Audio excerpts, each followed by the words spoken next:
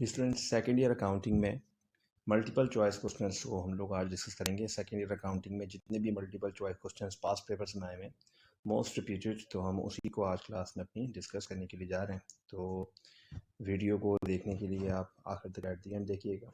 किसी भी किस्म की ऑनलाइन ट्यूशन क्लासेस ICOM और ADC BCom के लिए आप यूट्यूब चैनल वॉच भी कर सकते हैं और ऑनलाइन लाइव क्लासेस भी आप कंडक्ट कर सकते हैं।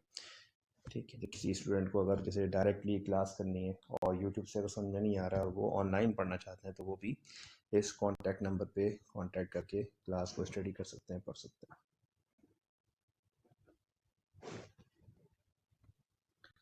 चैनल को आप सब्सक्राइब कर लें और वीडियो अगर पसंद आती है तो लाइक किया करें और बेल आइकन प्रेस करें ताकि नेक्स्ट टाइम आपको आने वाली वीडियो अप टू डेट मिलती रहे। फर्स्ट मल्टीपल चॉइस क्वेश्चन में जाते हैं और देखते हैं कि क्या लिखा हुआ है। Opening statement of affairs usually prepare to find out dash. Opening statement of affairs बनाते हैं सिंगल एंट्री में, क्यों बनाते हैं, क्या मालूम करने के लिए बनाते हैं। तो याद रखें, पहली बात तो स्टेटमेंट ऑफ अफेयर्स जो है वो क्यों फाइंड आउट करते हैं, कैपिटल मालूम करने के लिए। ठीक है, और बनाते हैं उसमें होता क्या है, assets, liability and honour equity.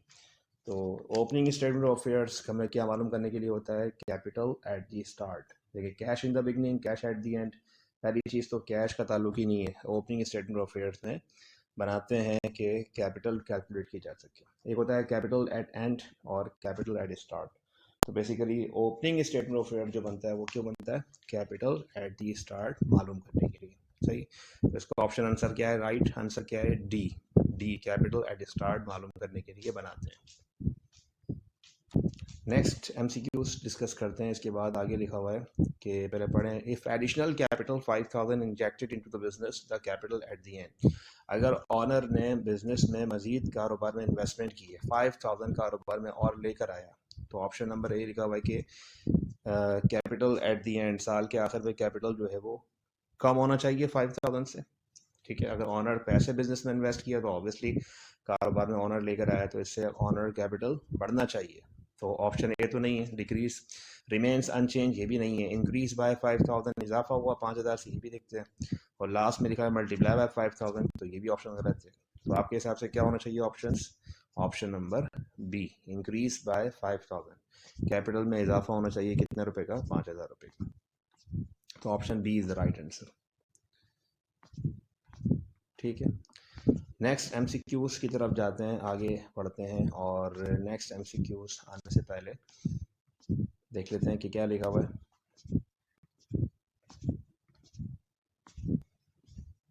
Amount receive by any source of gift in non profit organisation, यानी कि आपने नॉन प्रॉफिट के कंसर्न के इदारे में किसी भी किस्म का अगर आपने जो है वो अमाउंट रिसीव किया और वो अमाउंट आपने डोनेशन से रिसीव किया है, ठीक है, और by any source of gift, donation, subscriptions, membership fee, income and none of the above. ठीक है, अब देखिए ऑप्शन नंबर ए में लिखा हुआ डोनेशंस। नॉन प्रॉफिट के कंसर्न के इदारे में अगर देखें, डोनेशन भी इनकम होती है, सब्सक्रिप्शन भी इनकम होती है, मेंबरशिप फी भी इनकम होती है। और डोनेशन में, सब्सक्रिप्शन में तो कह रहे हैं कि आप आपके मेंबर्स बन जाते हैं और आपको रेगुलरली अमाउंट प्रोवाइड करते हैं, यानी कुछ मेंबर्स आपको एनुअल बेसिस पे, रेगुलर बेसिस पे इनकम प्रोवाइड करते हैं, तो वो होती है सब्सक्रिप्शन। डोनेशन आपको एक गिफ्ट होता है, एक आपको चैरिटी मिलती है, एक आमदनी मिलती है। ठीक है, जो लोग भी नॉन प्रॉफिट का इदारा चला रहे होते हैं उन लोगों को जो अमाउंट मिल रहा होता है कभी कभी, और जो अमाउंट प्रोवाइड कर रहे होते हैं वो डोनेशंस होता है। तो यहाँ पे यही लिखा हुआ है कि statement, amount receive by any source of gift, किसी भी सोर्स से गिफ्ट की सूरत में पैसे मिलेंगे तो वो क्या होता है, वो आपकी डोनेशन होती है। तो उसका आंसर क्या लगाएंगे, option number A is the right answer. Donations जो है वो अमाउंट आपको रिसीव हो रहा होता है। नेक्स्ट कहते हैं, amount of share capital with which a company registered is called dash. वो अमाउंट कि जिससे एक कंपनी रजिस्टर्ड होती है, जिस कंपनी का रजिस्टर्ड कैपिटल, उसको हम लोग क्या कहते हैं। देखिए, authorise capital, paid up capital, share capital, और लिखा हुआ है इशूड एंड सब्सक्राइब कैपिटल। ठीक है, तो amount of share capital with which a company registered, जब फर्स्ट टाइम कंपनी किसी अमाउंट से रजिस्टर्ड होती है उसे कहते हैं ऑथोराइज कैपिटल। ठीक है, तो यहाँ पे क्या लगाएंगे, इसका आंसर क्या आएगा, option number A, authorised capital is the right answer. सही, कि जिस कंपनी जिस अमाउंट से रजिस्टर्ड होती है उसे कहते हैं ऑथोराइज्ड कैपिटल। नेक्स्ट कहते हैं इसके बाद, discount on issue of shares. आप शेयर डिस्काउंट रिकॉर्ड करते हैं जब शेयर्स की पार वैल्यू कम हो पार वैल्यू से मार्केट प्राइस क्या होती है, जैसे अगर मार्केट में मार्केट प्राइस है, ठीक है, अगर ज़्यादा हो तो क्या रिकॉर्ड करते हैं, प्रीमियम, और अगर मार्केट प्राइस कम हो तो क्या रिकॉर्ड करते हैं, डिस्काउंट। ये उसी की बात कर रहे हैं, discount on issue of shares. Discount on issue of shares हमारा क्या है, रेवेन्यू लॉस है, या सिर्फ लॉस है, या कैपिटल लॉस है, या फिर जो है वो आपका कैपिटल गेन है। अब रिमेंबर वन थिंग के शेयर प्रीमियम और जो ये शेयर डिस्काउंट है और शेयर कैपिटल, ये सब कौन सा अकाउंट है, शेयर होल्डर इक्विटी अकाउंट है। और जो discount on issue of shares हुआ है तो ये लॉस किस पे हुआ है, कैपिटल पर हुआ है, ठीक है। इसको हम लोग क्या कंसिडर करेंगे, इसको हम लोग लॉस कंसिडर नहीं करेंगे, क्या करते हैं, कैपिटल लॉस। कौन सा लॉस, कैपिटल लॉस बोलेंगे, क्योंकि उस कैपिटल को हासिल करने के लिए, अमाउंट हासिल करने के लिए आपको ये लॉस हुआ है, उसके कहते हैं कैपिटल लॉस। आंसर देखें क्या आंसर है इसका, ऑप्शन नंबर सी इसका आंसर है, capital loss. Discount on issue of share हमारा क्या है, कैपिटल लॉस है, ठीक है। इसके बाद नेक्स्ट में एमसीक्यू आता है, all accumulated loss in case of partnership retirement are transfer to dash. जब पार्टनरशिप रिटायरमेंट में जब लॉस होता है, एक बिजनेस से अगर एक पार्टनर भी गया नहीं है, उसके जाने से पहले आपने बिजनेस में तमाम बिजनेस के एसेट्स वगैरह को, ठीक है, आपने रीवैल्यू करवाया, उसका लॉस या गेन, ठीक है। All accumulated losses in the case of partnership retirement कहाँ ट्रांसफ़र करते हैं, कौन से अकाउंट ट्रांसफ़र करते हैं, नहीं प्रॉफिट एंड लॉस रेशो से, कैपिटल रेशो से, या प्रॉफिट एंड लॉस रेशो से, या कैपिटल एट स्टार्ट से, ठीक है। तो अभी हम तो न्यू प्रॉफिट लॉस की तो बात ही नहीं करेंगे, क्योंकि नया पार्टनर कोई आया थोड़ी, बल्कि एक पार्टनर बिजनेस से रिटायरमेंट हुई है, गया कारोबार से, कैपिटल रेशो से या प्रॉफिट लॉस रेशो से। तो यहाँ पे इसका आंसर है ऑप्शन नंबर सी। कौन सा रेशो, प्रॉफिट लॉस रेशो, जो आपके क्वेश्चन में था। कैपिटल रेशो कोई नया रेशो नहीं निकालेंगे, मेरी कैपिटल से इन्वेस्टमेंट से रेशो नहीं निकालेंगे, बल्कि वो रेशो जो क्वेश्चन में ऑलरेडी आपके बिजनेस में चल रहा था, प्रॉफिट एंड लॉस का, उसी को हम लोग कंसिडर करते हुए क्या करेंगे, प्रॉफिट एंड लॉस जो है रेशो से उन तमाम लॉसेस को डिवाइड करेंगे। तो ऑप्शन आएगा option number C, profit and loss ratio. इसके बाद नेक्स्ट एमसीक्यूज में कहते हैं कि the amount left in the partners capital account in partnership dissolution are settled by dash, यानी वो अमाउंट के जो बिजनेस में आखिर में कैपिटल अकाउंट में रह जाता है, उसको हम सेटल करते हैं। जैसे पार्टनरशिप लिक्विडेशन में सपोज करें कि भाई पार्टनर्स के कैपिटल हैं A B C, partners capital, तमाम एसेट्स सोल्ड कर दिए, लायबिलिटी पे कर दी। एसेट सोल्ड करने के बाद, लायबिलिटी पे करने के बाद जो है वो हमने बिजनेस में सारे, अब आखिर में पार्टनर्स का कैपिटल बच गया, लॉस भी बढ़ दिया, ठीक है। अब रिमेनिंग जो कैपिटल हम लोग हर पार्टनर को पैसे देंगे, तो किस तरह देंगे, all amount the amount left in the partners capital account in partnership dissolution are settled by, उनको पैसे किस तरह दिए जाते हैं, कैश से दिए जाते हैं, ठीक है। पास पेपर में एग्जाम में ये आंसर बैंक के नाम से भी आया है, तो कैश और बैंक ये दोनों इक्विवेलेंट हैं, एक ही बात है। अगर इसकी कैश की जगह आपको एग्जाम में बैंक दिखाई दे तो आप बैंक लगा दीजिएगा, वरना यहाँ पे कैश का भी इसका आंसर राइट है। तो बहरहाल profit loss account, realisation account तो एसेट सोल्ड करने के लिए होता है, और रीवैल्यूशन अकाउंट तो आपको बिजनेस में कभी एसेट को रीवैल्यू करने के लिए होता है। डिसोल्यूशन में रीवैल्यूशन नहीं होता है, रियलाइजेशन होता है। तो यहाँ पे हम इसका आंसर क्या लगाएंगे, ऑप्शन बी। क्या आंसर लगाएंगे, कैश अकाउंट। जो अमाउंट लेफ्ट होता है पार्टनर्स के अकाउंट में आखिर में बच जाता है, उसको सेटल करते हैं कैश अकाउंट के जरिए। नेक्स्ट एमसीक्यू कहते हैं, under diminishing balance method the amount of depreciation gradually dash. Diminishing balance method में हर साल का डेप्रिसिएशन क्या होता है, इंक्रीज करता है, कांस्टेंट होता है, फिक्स्ड होता है, या फिर ऑप्शन नंबर जो है वो डी डिक्रीज होता है। अब देखें आपने सिंगल इसमें सॉल्व किए थे मेथड्स, तो स्ट्रेट लाइन मेथड में हर साल का डेप्रिसिएशन क्या पढ़ाया था, फिक्स्ड होता है, यानी कांस्टेंट रहता है, एक ही जैसी रकम होती है, एक ही अमाउंट आता है, बढ़ता भी नहीं है और कांस्टेंट भी नहीं होता, ठीक है। स्ट्रेट लाइन मेथड में जो है वो कांस्टेंट रहता है, जबकि यहाँ पे क्या लगाएंगे, इसका आंसर डिमिनिशिंग बैलेंस मेथड में हर साल का डेप्रिसिएशन क्या करता है, ग्रेजुअली डिक्रीज करता है, अमाउंट कम होता है। तो ऑप्शन नंबर लगाएंगे डी, क्या करता है ये, हर साल का डेप्रिसिएशन कम होता है, डिक्रीज होता है। नेक्स्ट इसके बाद एमसीक्यूज आ रहा है, वो ये है कि under which method we can not use salvage value is in formula. अगर आप तमाम मेथड पढ़े हैं, स्ट्रेट लाइन मेथड, ठीक है, और इसके अलावा जो है वो diminishing balance method, sum of year digit method, unit production method, working hour method, इन सब फार्मूले में से एक फार्मूला सिंगल ऐसा है जिसमें डिमिनिशिंग बैलेंस मेथड में स्क्रैप वैल्यू माइनस नहीं करते, कंसिडर नहीं करते और डायरेक्ट कॉस्ट या बुक वैल्यू से शुरू करते हैं। जबकि straight line, diminishing, unit production, इन सब में याद होगा आपको फार्मूला बताया था, cost minus scrap value divide by useful life in years या यूजफुल लाइफ इन यूनिट्स या इन हावर्स। ठीक है, तो यहाँ पे क्या कह रहे हैं, under which method we can not use salvage value in फार्मूले में हम लोग इस मेथड में यूज नहीं करते। कौन से मेथड में यूज नहीं करते? Option number C. Option number C क्या है हमारा answer? Right answer, diminishing balance method में हम स्क्रैप वैल्यू माइनस नहीं करते, सब्ट्रैक्ट नहीं करते और डायरेक्टली जो है वो, ठीक है, कैलकुलेट करते हैं बुक वैल्यू से या कॉस्ट से शुरू करते हैं। नेक्स्ट इसके बाद कहते हैं straight line method also called. Straight line method को हम और क्या कहते हैं? तो स्ट्रेट लाइन मेथड का एक नाम यहाँ पे ऑप्शन में लिखा हुआ है, डिक्लाइनिंग बैलेंस कहते हैं, रिड्यूसिंग बैलेंस कहते हैं, या फिर बोथ फिक्स्ड इंस्टॉलमेंट मेथड कहते हैं, या फिर उसको डबल डिक्लाइनिंग बैलेंस मेथड कहते हैं। अगर देखें डिक्लाइनिंग, रिड्यूसिंग, डबल डिक्लाइनिंग, ये सब जो है वो डिमिनिशिंग के नाम है। ठीक है, तो स्ट्रेट लाइन मेथड का एक नाम और क्या है? Fixed instalment method. तो यहाँ पे क्या लगाएंगे? इसका answer C, fixed instalment method. बाकी जितने भी नाम थे वो सब डिमिनिशिंग के ही नाम है, डिमिनिशिंग, डिक्लाइनिंग, रिड्यूसिंग, ठीक है, डबल डिक्लाइनिंग। 11 में कहते हैं under which method we get constant amount of depreciation. कौन से मेथड में हमें कांस्टेंट अमाउंट मिलता है डेप्रिसिएशन का? तो ऑप्शन लिखे हुए हैं, स्ट्रेट लाइन मेथड में, डिमिनिशिंग बैलेंस मेथड में, सम ऑफ डिजिट मेथड में, या ऑल ऑफ द अबव। याद रखें स्ट्रेट लाइन मेथड में आपको हर ईयर का डेप्रिसिएशन क्या मिलता है? कांस्टेंट मिलता है। बाकी सब मेथड्स में अमाउंट ऑफ डेप्रिसिएशन जो है वो डिक्रीज करता है, डिक्लाइन करता है। ठीक है, सम ऑफ ईयर की बात कर लें या डिमिनिशिंग की बात कर लें, ठीक है, स्ट्रेट लाइन में कांस्टेंट होता है। और ये आपने कैलकुलेट भी किए थे, देखे भी थे जब क्लास में कैलकुलेट करवाए थे, बताए, देखें स्ट्रेट लाइन मेथड में हर साल का डेप्रिसिएशन क्या होता है? कांस्टेंट होता है।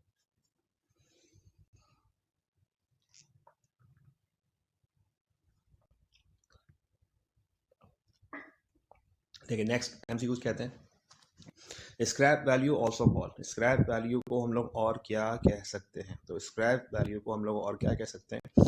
रेसिडुअल वैल्यू हमने नाम पढ़ा था, स्क्रैप वैल्यू का सैल्वेज वैल्यू पढ़ा था, और आज एक नया नाम भी लिखा हुआ है ट्रेड वैल्यू भी कह सकते हैं। तो ऑप्शन नंबर डी लगाएंगे, ऑल ऑफ दी अबव। ये सारे ही नाम क्या हैं? स्क्रैप वैल्यू के नाम हैं। स्क्रैप वैल्यू का नाम रेजिडुअल भी होता है, रेजिडुअल, सैल्वेज, ठीक है, trade value, all of the above. तो यहाँ पे लगाएंगे all of the above. The amount of tangible assets. Tangible समझाए थे, इनटेंजिबल समझाए थे। क्या होते हैं? टेंजिबल जो फिजिकली एग्जिस्ट करते हैं, जो कि जिन पर आप लोग चार्ज करते हैं डेप्रिसिएशन, ठीक है, और इसी तरह इनटेंजिबल जस्ट लाइक गुडविल, ठीक है, और इस तरह की डिफरेंट चीज़ें तो जो कि इनटेंजिबल है, फिजिकल फॉर्म में नहीं होती। यहाँ पे लिखा हुआ है the amount of tangible assets into expense charge to machinery will debit to dash, will debit to depletion, will debit to depreciation, will debit to amortization, and will debit to none of the above. अब देखें depletion, depreciation, amortisation, ये सब क्या है? Expense है। पहली बात, इनको वन बाय वन हम डिस्कस भी कर लेते हैं ताकि आपको बात समझ में आ जाए। देखिए डेप्रिसिएशन तो हम पूरे साल पढ़ते रहे कि हाँ भाई डेप्रिसिएशन जो होता है वो किन चीज़ों का होता है। जस्ट लाइक हमारे पास फर्नीचर है, इक्विपमेंट है, बिल्डिंग है, मशीन है, इस तरह की फिजिकल चीज़ें मौजूद हैं जिनकी लाइफ मौजूद है। जैसे लैंड, अब लैंड भी हमारा एक फिक्स एसेट ज़रूर है लेकिन वो डेप्रिशिएट नहीं होता, ठीक है, तो उसको हम लोग फिलहाल छोड़ देते हैं। उसके अलावा बात करें मशीनरी, बिल्डिंग, फर्नीचर, ये सब चीज़ें क्या होती हैं? ईयर बाय ईयर डेप्रिशिएट होती हैं। तो हम लोग क्या रिकॉर्ड करते हैं? डेप्रिसिएशन एक्सपेंस रिकॉर्ड करते हैं, ठीक है। अगर ऐसे टेंजिबल एसेट्स, तो अभी जो इसका आंसर आएगा क्या लगाएंगे? The amount of tangible assets into expense. Tangible assets को हम लोग एक्सपेंस में कन्वर्ट करेंगे, जस्ट लाइक मशीनरी का अगर एक्सपेंस है तो हम कौन सा अकाउंट डेबिट करेंगे? डेप्रिसिएशन। तो इसका ऑप्शन क्या लगाएंगे? B, depreciation. अब ये समझ लेते हैं ये क्या होता है? डिप्लेशन, ये भी एक एक्सपेंस है। जिस तरह हम लोग टेंजिबल एसेट्स को एक्सपेंस में कन्वर्ट करते हैं, तो इसी तरह से हमारे होते हैं natural resources, just like coal field, ठीक है। इसी तरह से जो हमारे पास जो गैस के रिसोर्सेज हैं, इसी तरह हमारे पास जो जिन कंट्रीज़ के पास पेट्रोल है, ऑयल है, वहाँ पे उनके रिसोर्सेज हैं, ऑयल के रिसोर्सेज हैं। अब जैसे जैसे वो लोग ऑयल को एक्सट्रैक्ट कर रहे हैं, जैसे जैसे वो लोग गैस को एक्सट्रैक्ट कर रहे हैं, और जिस तरह डिफरेंट अपने यहाँ से वो लोग कोल्स को, गोल्ड को और डिफरेंट चीज़ों को ज़मीन में से, पहाड़ों में से निकाल रहे हैं, तो वो भी चीज़ें एक्सपेंस हो रही हैं, वो भी कन्वर्ट हो रही हैं एक्सपेंस में एक तरीके से। एक टाइम आएगा कि वो भी क्या होंगे? मुकम्मल एक्सपेंस हो जाएंगी, ख़त्म हो जाएंगी वो चीज़ें वहाँ पर, ठीक है। तो क्या कर रहे हैं हर साल डिप्लेशन। अगर पेट्रोल कंट्री वाले जो है वो जिसमें से पेट्रोल को एक्सट्रैक्ट कर रहे हैं निकाल रहे हैं, तो उनकी जो रिसोर्सेज हैं वो आहिस्ता आहिस्ता ख़त्म हो रहे हैं, कम हो रहे हैं। तो वो क्या हो रहे हैं, नेचुरल रिसोर्सेज डिप्लीशन हो रहे हैं। तो अगर हम बोले भाई नेचुरल रिसोर्सेज को हम लोग एक्सपेंस में कन्वर्ट करते हैं तो क्या रिकॉर्ड करेंगे,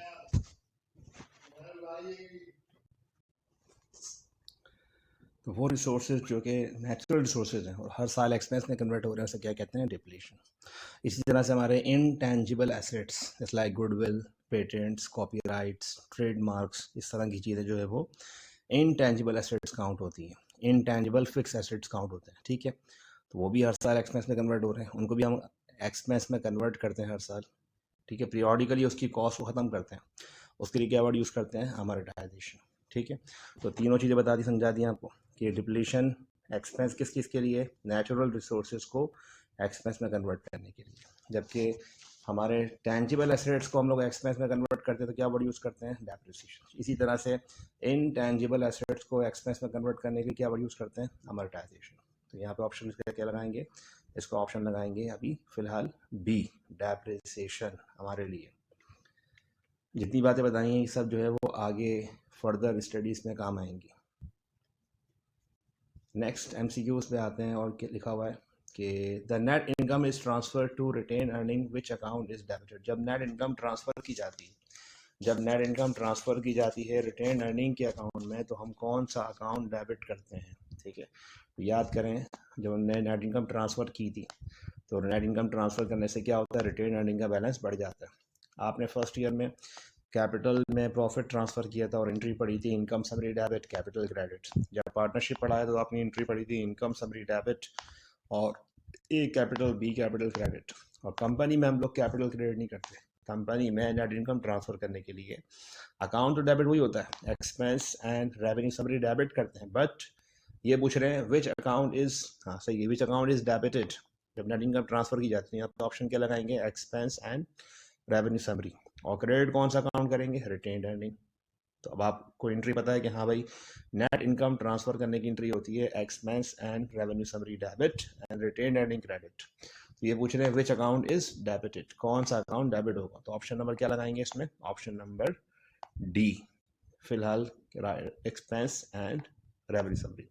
हाँ अगर वो पूछे विच अकाउंट इज क्रेडिटेड, कौन सा अकाउंट क्रेडिट करेंगे, तो अब क्या लगाएंगे, रिटेन अर्निंग। तो दोनों बातें डिफरेंट बातें हैं, दोनों में अलग बातें हैं। आपको एंट्री समझ में आती है, आपसे पूछ रहे हैं कौन सा अकाउंट डेबिट करेंगे क्रेडिट करेंगे, आप उसको देख के पढ़ के समझ लगाइए। Ordinary shares also known as dash. Ordinary shares को हम लोग और क्या कहते हैं, प्रेफर्ड शेयर्स कहते हैं। प्रेफर्ड शेयर्स अलग टाइप होती है, ठीक है। शेयर्स भी दो तरह की टाइप्स होती हैं, preferred shares and ordinary shares, ठीक है। तो यहाँ पे ऑप्शन लगाएंगे ऑर्डिनरी शेयर्स हम लोग और क्या कह सकते हैं, यहाँ पे कह सकते हैं इक्विटी शेयर्स। प्रेफर्ड शेयर्स अलग टाइप हैं, क्यूमुलेटिव प्रेफर्ड शेयर्स अलग टाइप हैं।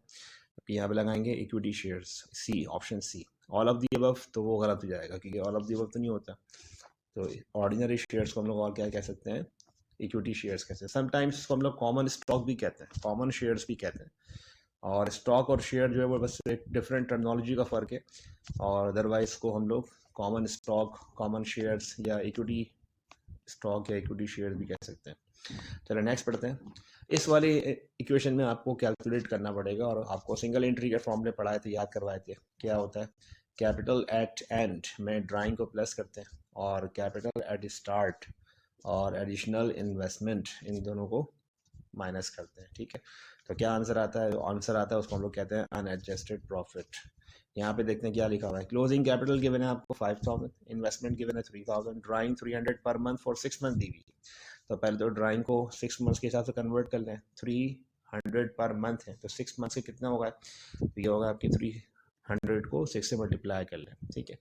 And profit during the year दिया हुआ 1300, then the amount of capital at start will be dash. अब देखिए मैं इतना इन्फॉर्म कर देता हूँ किसमें क्या प्लस करना है क्या माइनस करना है, खुद ही कैलकुलेट कर लीजिएगा और कैलकुलेटर पे इसका आंसर निकाल लीजिएगा। कैपिटल एट एंड क्लोजिंग 5000 दिया हुआ, ड्राइंग का अमाउंट प्लस करेंगे, लेकिन ड्राइंग का अमाउंट ये 300 ये प्लस नहीं होगा।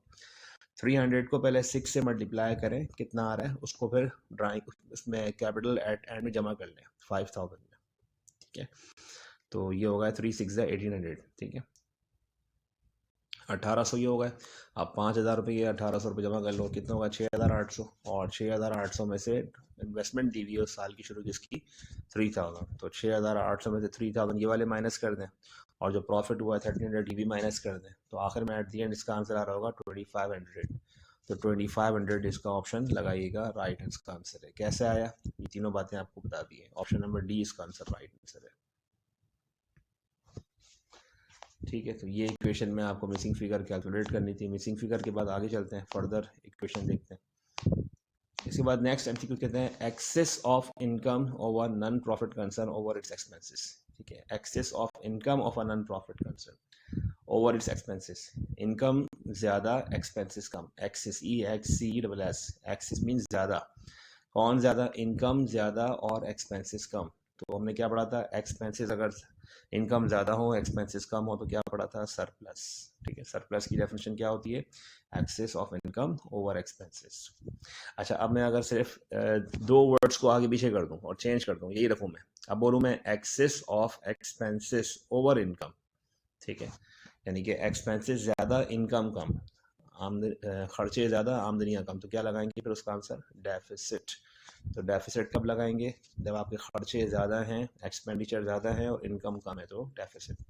और इनकम अगर ज़्यादा है और एक्सपेंसेस कम है तो क्या लगाएंगे, सरप्लस। ये दोनों इसके ऑप्शंस डिफरेंट आंसर्स हैं।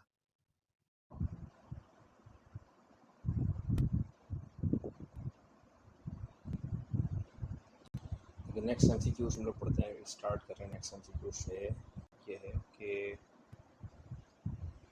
इन this account profit and loss partner is transferred under the fluctuating capital. यानी profit loss fluctuating capital method में कौन से अकाउंट में ट्रांसफ़र करते हैं। अगर आपको याद होगा तो हमने प्रॉफिट एंड लॉस डिस्ट्रीब्यूशन के इंक्रीज में मेथड्स डिस्कस किए थे, फिक्स कैपिटल मेथड और फ्लक्चुएटिंग कैपिटल मेथड। ठीक है, फिक्स कैपिटल मेथड में प्रॉफिट लॉस जो है हम लोग करंट अकाउंट में ट्रांसफ़र करते हैं, यानी कि partners A, partners current, A current, B current, C current.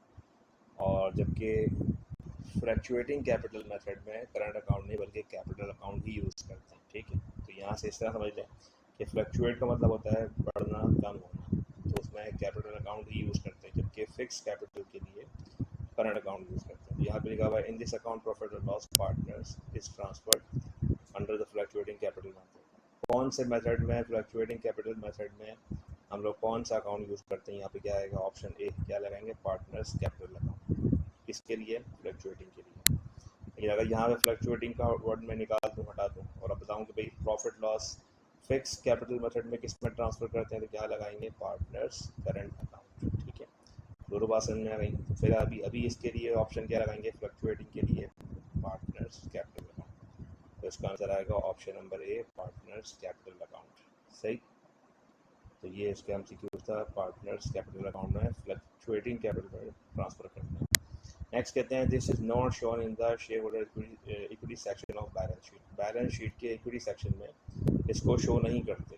ठीक है, तो क्या क्या शो करते हैं और क्या शो नहीं करते हैं, यहाँ पर लिखा हुआ देखें कि this is not shown in the share holder equity section of balance sheet.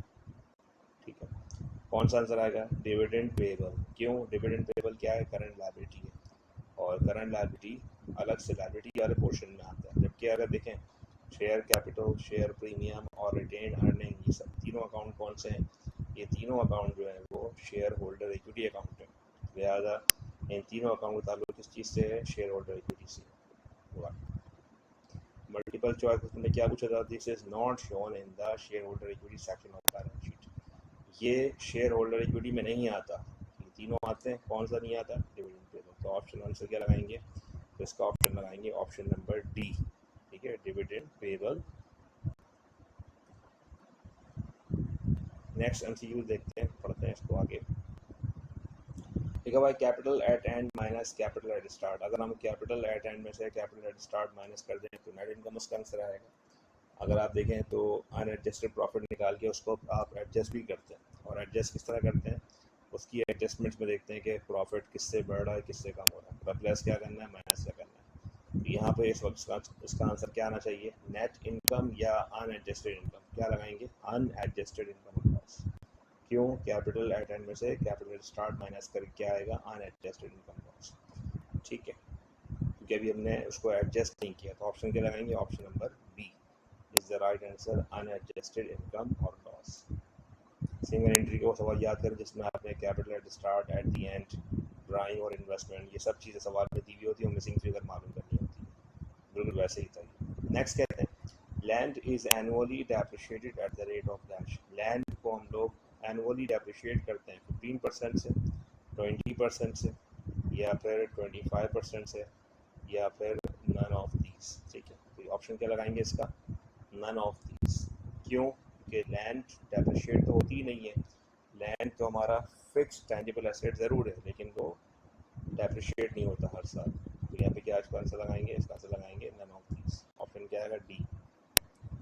Next इसके बाद एमसीक्यूज कहते हैं unearned income show in the balance sheet. Unearned income balance sheet में किस हैसियत से आता है? करंट एसेट में आता है, नॉन करंट एसेट में आता है, या करंट लायबिलिटी में आता है, या फिर नॉन करंट लायबिलिटी में आता है, ऑन इक्विटी में आता है? क्या लगाएंगे इसमें?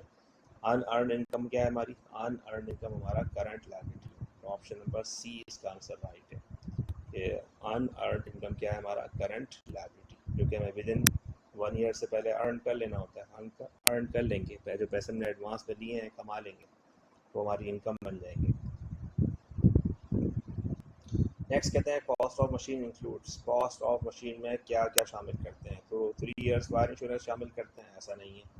Repair cost of damage during installation की भी शामिल नहीं करते। ठीक है। ट्रेड डिस्काउंट, ये भी इसको माइनस करते हैं, हटा देते हैं, ये भी मशीन की कॉस्ट में शामिल नहीं होता है। तो बच रहे हैं 3 कॉस्ट ऑफ मशीन में क्या शामिल करते हैं? कॉस्ट ऑफ मशीन में शामिल करते हैं इंश्योरेंस इन ट्रांसिट। ठीक है, ये 3 तो वो खर्चे हैं जो शामिल नहीं करते, जैसे 3 ईयर फायर इंश्योरेंस शामिल नहीं करते, रिपेयर कॉस्ट शामिल नहीं करते, ट्रेड डिस्काउंट भी नहीं आता। क्या आता है? Insurance in transit. और इंश्योरेंस इन ट्रांसिट के अलावा और भी बहुत सारे एक्सपेंडिचर्स हैं जो मशीन को लाने के लिए पे करते हैं, वो सब मशीन की कॉस्ट में शामिल करते हैं। For example insurance in transit के अलावा और क्या इसका आंसर हो सकता है? जैसे कस्टम ड्यूटी, तो कस्टम ड्यूटी भी शामिल करते हैं, इंपोर्ट ड्यूटी वो भी शामिल करते हैं, ट्रांसपोर्टेशन वो भी शामिल करते हैं। इसी तरह से इंस्टॉलेशन, मशीन की इंस्टॉलेशन करवाई फर्स्ट टाइम, वो भी शामिल कर सकते हैं। इसी तरह से मशीन की फाउंडेशन, मशीन की फॉर्मेशन, ये सारे वो कॉस्ट हैं जो मशीन की कॉस्ट में शामिल किए जाते हैं। ठीक है, इसके बाद नेक्स्ट एमसीक्यूज में आते पढ़ते हैं। If in the partnership deed regarding sharing profit or loss shall be distributed through dash। अगर पार्टनरशिप डीड, पार्टनरशिप का एग्रीमेंट प्रॉफिट लॉस के हवाले से अगर साइलेंट हो, खामोश हो, कुछ मेंशन ना हो, ठीक है, तो प्रॉफिट लॉस किस तरह डिस्ट्रीब्यूट करेंगे? प्रॉफिट लॉस को हम बिगनिंग कैपिटल रेशो से बांटेंगे, एंडिंग कैपिटल रेशो से बांटेंगे, या इक्वली डिस्ट्रीब्यूट करेंगे, या फिर एवरेज कैपिटल से बांटेंगे? तो इसका आंसर क्या आना चाहिए? इक्वली डिस्ट्रीब्यूट करेंगे। अगर पार्टनरशिप का प्रॉफिट लॉस मेंशन नहीं किया गया, बताया नहीं गया कि प्रॉफिट लॉस डिस्ट्रीब्यूट किस तरह करना है, तो फिर इक्वली डिस्ट्रीब्यूट करना है। ठीक है, नेक्स्ट इसके बाद एमसीक्यू में कहते हैं appearance the statement of statement of affairs आएगा ये। ठीक है, इसको ठीक कर लीजिएगा। Appearance the statement of affairs वो बनाते हैं हम सिंगल एंट्री में, प्रॉफिट लॉस स्टेटमेंट के अलावा स्टेटमेंट ऑफ अफेयर्स। तो स्टेटमेंट ऑफ अफेयर्स किस जैसा होता है? बैलेंस शीट जैसा होता है, या प्रॉफिट लॉस अकाउंट जैसा होता है, या फिर जो है वो ट्रेडिंग अकाउंट जैसा होता है, या फिर जो है वो स्टेटमेंट ऑफ रिटेन अर्निंग? तो उसका फर्स्ट आंसर लगाएंगे statement of affairs is similar to balance sheet. इसका ऑप्शन लगाएंगे A is the balance sheet. ठीक है, तो इसका आंसर आएगा बैलेंस शीट।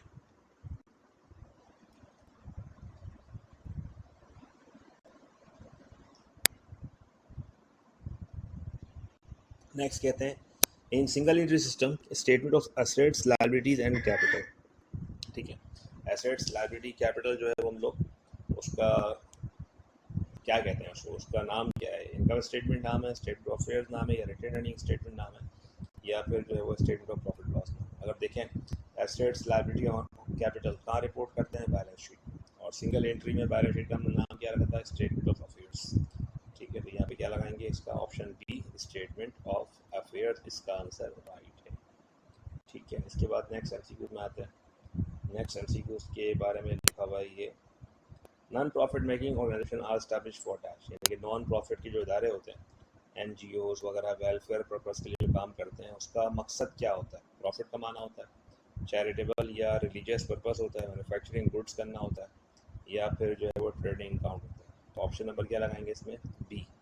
क्या उसका नॉन प्रॉफिट का मकसद क्या होता है, पर्पस क्या होता है? चैरिटेबल और रिलीजियस पर्पसेस। इसका ऑप्शन लगाएंगे ऑप्शन नंबर बी, चैरिटी के लिए, वेलफेयर पर्पस के लिए। ठीक है, ऑप्शन में वेलफेयर पर्पस भी आंसर आ सकता है इसका। नेक्स्ट एमसीक्यू में कहते हैं receipt and payment account is summary of dash. Receipt payment account जो है वो समरी किस चीज़ की है?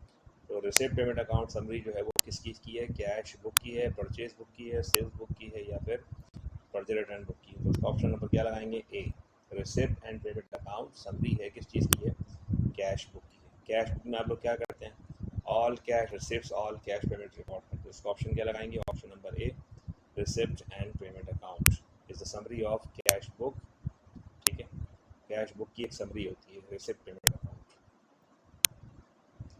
नेक्स्ट पे कहते हैं example of non profit making organisation is dash. Non profit का इदारे का नाम बताएं कि इसमें से कौन सी एग्जाम्पल इसके लिए सूटेबल है। Fan factory, sugar industry, government college, private college. ठीक है, अगर देखें फैन फैक्ट्री, ऑब्वियसली उसमें प्रोडक्शन की जा रही है तो वो प्राइवेट पर्पज़ के लिए होती है, उसमें प्रॉफिट अर्न करने के लिए होती है। शुगर इंडस्ट्री भी प्रॉफिट कमाने के लिए होती है। प्राइवेट कॉलेज का तो बेसिक पर्पज़ ही क्या होता है? प्रॉफिट कमाना होता है। तो गवर्नमेंट के जो कॉलेजेस होते हैं या गवर्नमेंट के और भी इदारे होते हैं, उनका मकसद जो है वो नॉन प्रॉफिट मेकिंग ऑर्गेनाइजेशन है। ठीक है, उसका मकसद क्या होता है कि लोगों को वेलफेयर प्रोवाइड करना और बड़े से बड़े पैमाने पे जो है वो लोगों के लिए चैरिटेबल और डिफरेंट ऐसे काम करना जिससे लोगों के लिए वेलफेयर में इजाफा हो। ठीक है, तो ऑप्शन नंबर क्या लगाएंगे इसमें? सी।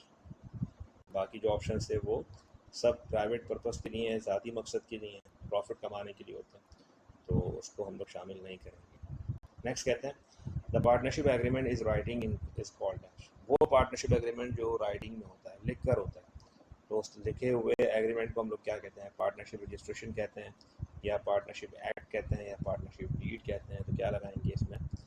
पार्टनरशिप का एग्रीमेंट जो कि राइटिंग में होता है उसे कहते हैं पार्टनरशिप डीड। आपने फर्स्ट ईयर पीयूसी में स्टडी करा होगा, पढ़ा होगा उसमें, तो बताते हैं पार्टनरशिप डीड के कुछ इंपॉर्टेंट कंटेंट्स थे, पॉइंट्स थे कि कौन कौन सी चीज़ें उसमें लिखी जाती हैं, एग्रीमेंट में मेंशन की जाती हैं। तो एग्रीमेंट जो लिख कर होता है उसे कहते हैं पार्टनरशिप डीड। ठीक है, पार्टनरशिप वैसे ओरल भी कर सकते हैं आप लोग, मुँह ज़बानी भी, आपने जो है वो ज़बानी का नाम ही स्टार्ट कर लिया, वो भी सही है, वो भी हो सकता है, लेकिन ज़्यादा बेहतर क्या है? ज़्यादा बेहतर ये है कि इन राइटिंग पार्टनरशिप का एग्रीमेंट होना चाहिए, ताकि किसी किस्म की डिस्प्यूट्स को बआसानी लीगली लॉ के मुताबिक सॉल्व कर सकें। नेक्स्ट पे कहते हैं persons who have entered into partnership are collectively called dash. वो लोग जो पार्टनरशिप का हिस्सा बन जाते हैं, पार्टनरशिप फॉर्म कर लेते हैं, वो सब लोग क्या कहते हैं? एजेंट्स कहते हैं, और पार्टनर्स कहते हैं, कोई फर्म कहते हैं, या प्रमोटर्स कहते हैं। तो उसका ऑप्शन क्या लगाएंगे? वो लोग जो कारोबार में कलेक्टिवली काम करने के लिए आ जाते हैं और मिल के बिजनेस करते हैं, कारोबार करते हैं प्रॉफिट अर्न करने के लिए, उसे कहते हैं पार्टनरशिप। तो पार्टनरशिप में आने वाले लोग क्या होते हैं? पर्सन्स क्या बोलेंगे उसको? पार्टनरशिप में आने वाले पर्सन्स को हम लोग क्या बोलते हैं? पार्टनर्स कहते हैं। तो ऑप्शन क्या लगाएंगे इसमें? बी, पार्टनर्स इसका आंसर राइट आंसर है। जब एमसीक्यूज़ वो मैं आपको दिखा रहा हूँ तो आप पहले उसको सोचा करें, एमसीक्यूज़ के रीडिंग आंसर खुद सोचने की पहले कोशिश किया करें, फिर इसके आंसर को देखो, वॉच किया करें, देखो करें, वीडियो को पॉज कर लिया करें ताकि आपको आंसर सही से मालूम हो जाए। Current account of the partner should be open dash, यानी कि करंट अकाउंट पार्टनर्स के हम लोग जब ओपन करते हैं, जब क्या हो? कैपिटल्स फिक्स्ड हो, फ्लक्चुएटिंग हो, इंक्रीजिंग डिक्रीजिंग। ठीक है ना, तो दो लास्ट सी और डी तो हटा ही दें आप, शुरू के ए और बी की बात करते हैं। करंट अकाउंट पार्टनर्स के हम लोग कब ओपन करते हैं? जब पार्टनर्स की कैपिटल्स क्या हो? फिक्स्ड हो। तो इसके आंसर क्या लगाएंगे? ऑप्शन नंबर बी, फिक्स्ड हो। ठीक है, हाँ, अगर पार्टनर्स के कैपिटल फिक्स नहीं है, ठीक है, तो फिर हम जो है वो क्या यूज़ कर रहे हैं? फ्लक्चुएटिंग कैपिटल मेथड यूज़ कर रहे हैं। तो इसमें पार्टनर्स के कैपिटल फिक्स नहीं होते, फ्लक्चुएट कर जाते हैं, उसमें अप एंड डाउन जाते हैं। प्रॉफिट से कभी कैपिटल बढ़ जाता है और प्रॉफिट लॉस से कभी कैपिटल कम हो जाता है, इसीलिए उसका नाम रखा हमने फ्लक्चुएट। नेक्स्ट में कहते हैं at the time of admission of new partner when the old partners not agree to reduce their capital it means that. अगर पार्टनरशिप एडमिशन के चैप्टर को देखें, उसमें केस पढ़ाए थे, गुडविल मेथड, ठीक है, बोनस मेथड, और goodwill less than, more than के वर्डिंग्स बताई दी आपको क्लास में, और ये उसी में से एक आया sentence, when old partners are not agree to reduce their capital. जब ओल्ड पार्टनर अपना कैपिटल कम करने के लिए रेडी नहीं है, तो फिर उसको हम लोग बोनस से नहीं कर सकते। तो यहाँ पे इसका बोनस का तो ऑप्शन हटा ही दें आप इसको, ठीक है ना, ठीक है। और not agree to reduce their capital, तो वो गुडविल से होगा। अब गुडविल किसकी होती है? दो पार्टनर की होती है, ओल्ड पार्टनर या फिर न्यू पार्टनर। तो यहाँ पे क्या लगाएंगे? Option goodwill to new partners, ठीक है। इस केस में अमूमन क्या होता है कि इन्वेस्टमेंट लेस देन होती है, और लेस देन में गुडविल न्यू पार्टनर हो जाती है। तो उसका ऑप्शन क्या लगाएंगे? Option D is the right answer, goodwill to new partner. और ये सेंटेंस याद भी कर लें, ये सेंटेंस एग्जाम में अगर आया लिखा हुआ तो इट मीन्स कि उसको हमने लेस देन गुडविल से करना है। अब कैलकुलेशन आपको पता होनी चाहिए। केस समझा दिया कि देखें क्लास में केस इस तरह करेंगे सॉल्व को, बाकी वर्किंग करना, उसकी सॉल्व करना वो आपकी काम है। If the partnership makes loss during the financial year, this is dash, ठीक है। अगर पार्टनरशिप में लॉस हो किसी किस्म का तो उसमें क्या करते हैं? If the partnership makes loss during the financial year, credit to the partners drawing account, debit to the partners salary account, ठीक है। फिर ले कहते हैं debit to the partners current account, और आखिर में कहते हैं credit to the partners current. अब देखें पहला तो टू ए और बी तो छोड़ ही दें आप, ठीक है। इसमें तो पार्टनर ड्राइंग की बात हो रही है और सैलरी की बात हो रही है। यहाँ पे वो कह रहे हैं लॉस की बात हो रही है। If the partnership makes loss, अगर लॉस होगा तो लॉस की सूरत में पार्टनर्स करंट अकाउंट, ठीक है। एक लिखा हुआ डेबिट, एक लिखा हुआ क्रेडिट। क्रेडिट कब करते हैं?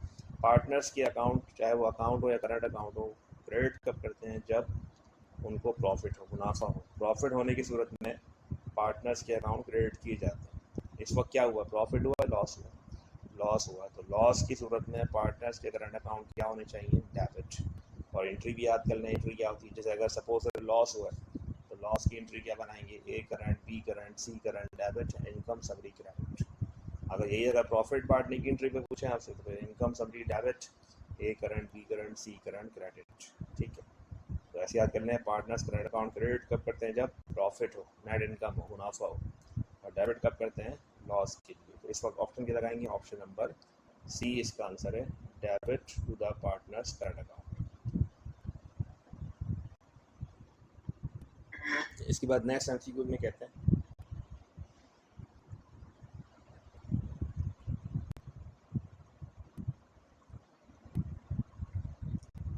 Goodwill is dash.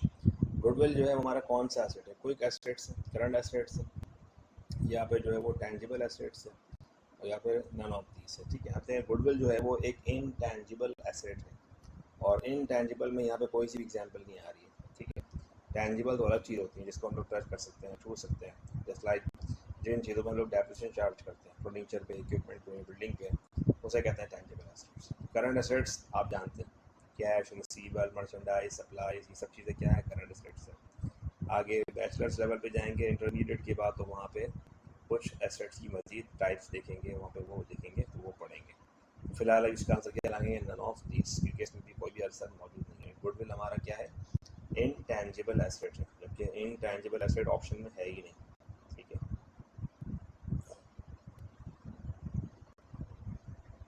नेक्स्ट में कहते हैं in the case of retirement of partner full goodwill is credit to the account of cash.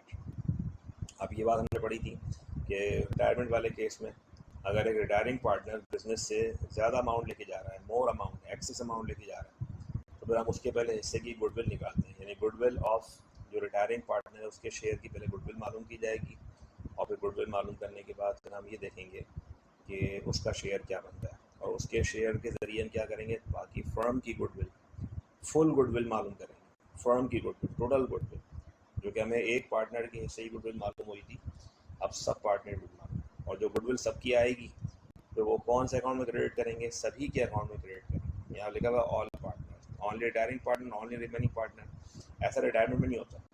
हाँ, एडमिशन में ऐसा होता है कि गुडविल या तो न्यू पार्टनर की होती है या ओल्ड पार्टनर की होती है। पार्टनरशिप रिटायरमेंट में गुडविल जो होती है वो ऑल पार्टनर्स की होती है। तो इसमें ऑप्शन क्या लगाएंगे? A, goodwill to all partners.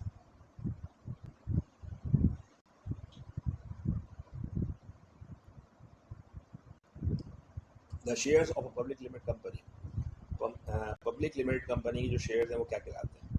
Non transferable, या उसे क्या होते हैं? नॉन ट्रांसफर होते हैं, नॉन रिफंडेबल होते हैं, या फिर जो है वो ट्रांसफरेबल होते हैं, या फिर जो है वो उसका ऑप्शन अलॉटेबल होते हैं, ठीक है। तो पहली बात, अगर आप किसी कंपनी के शेयर में इन्वेस्टमेंट करते हैं तो आप उसको आसानी के साथ किसी और के नाम पर ट्रांसफ़र करके अपनी इन्वेस्टमेंट को वापस हासिल कर सकते हैं। तो shares of public limited company क्या होते हैं? ट्रांसफरेबल। ऑप्शन नंबर सी लगाएंगे, सी ट्रांसफरेबल। ठीक है, पब्लिक लिमिटेड कंपनी के जो शेयर्स हैं वो क्या होते हैं? Transferable. If the total amount of capital of a company is divided into small units, these are called। अब देखिए डेफिनेशन भी है, हम लोगों ने कंपनी का कैपिटल की वो बात की थी, अथोराइज कैपिटल किसे कहते हैं? तो कंपनी का अथोराइज कैपिटल कहते हैं कि वो अमाउंट कंपनी जिससे रजिस्टर्ड की जाती है, और उस रजिस्टर्ड कैपिटल को स्मॉल यूनिट्स में अगर डिवाइड कर दिया जाए, स्मॉल नंबर ऑफ पीसेस में डिवाइड कर दिया जाए, तो एक शेयर की वैल्यू आती है, उसे कहते हैं पार वैल्यू। ठीक है, तो जो आपने स्मॉल नंबर ऑफ यूनिट्स में डिवाइड किया है, तो if the total amount of capital, किसकी बात हो रही है? रजिस्टर्ड कैपिटल की बात हो रही है, अथोराइज कैपिटल की बात हो रही है। उस अथोराइज कैपिटल को जब हम स्मॉल यूनिट्स में डिवाइड करते हैं, वो स्मॉल यूनिट्स क्या होते हैं? बेसिकली वो स्मॉल यूनिट सर्टिफिकेट्स होते हैं, और उन्हीं सर्टिफिकेट्स को हम लोग शेयर्स कहते हैं। तो जो स्मॉल यूनिट्स में डिवाइड करके, ठीक है, तो वो क्या है? दीज आर कॉल्ड, वो जो स्मॉल यूनिट्स हैं वो क्या है? वो शेयर्स हैं। ठीक है, इसका ऑप्शन क्या लगाएंगे? Option number C is the right answer. Option इसका क्या है? शेयर्स है। हाँ, अदरवाइज कैपिटल को शेयर में डिवाइड करके मिलता क्या है? Par value. वो पार वैल्यू आपको मालूम होगी कि ₹10 ईच, इसका आंसर आएगा। तो ये डेफिनेशन भी याद कर लीजिएगा, शेयर्स की डेफिनेशन है ये।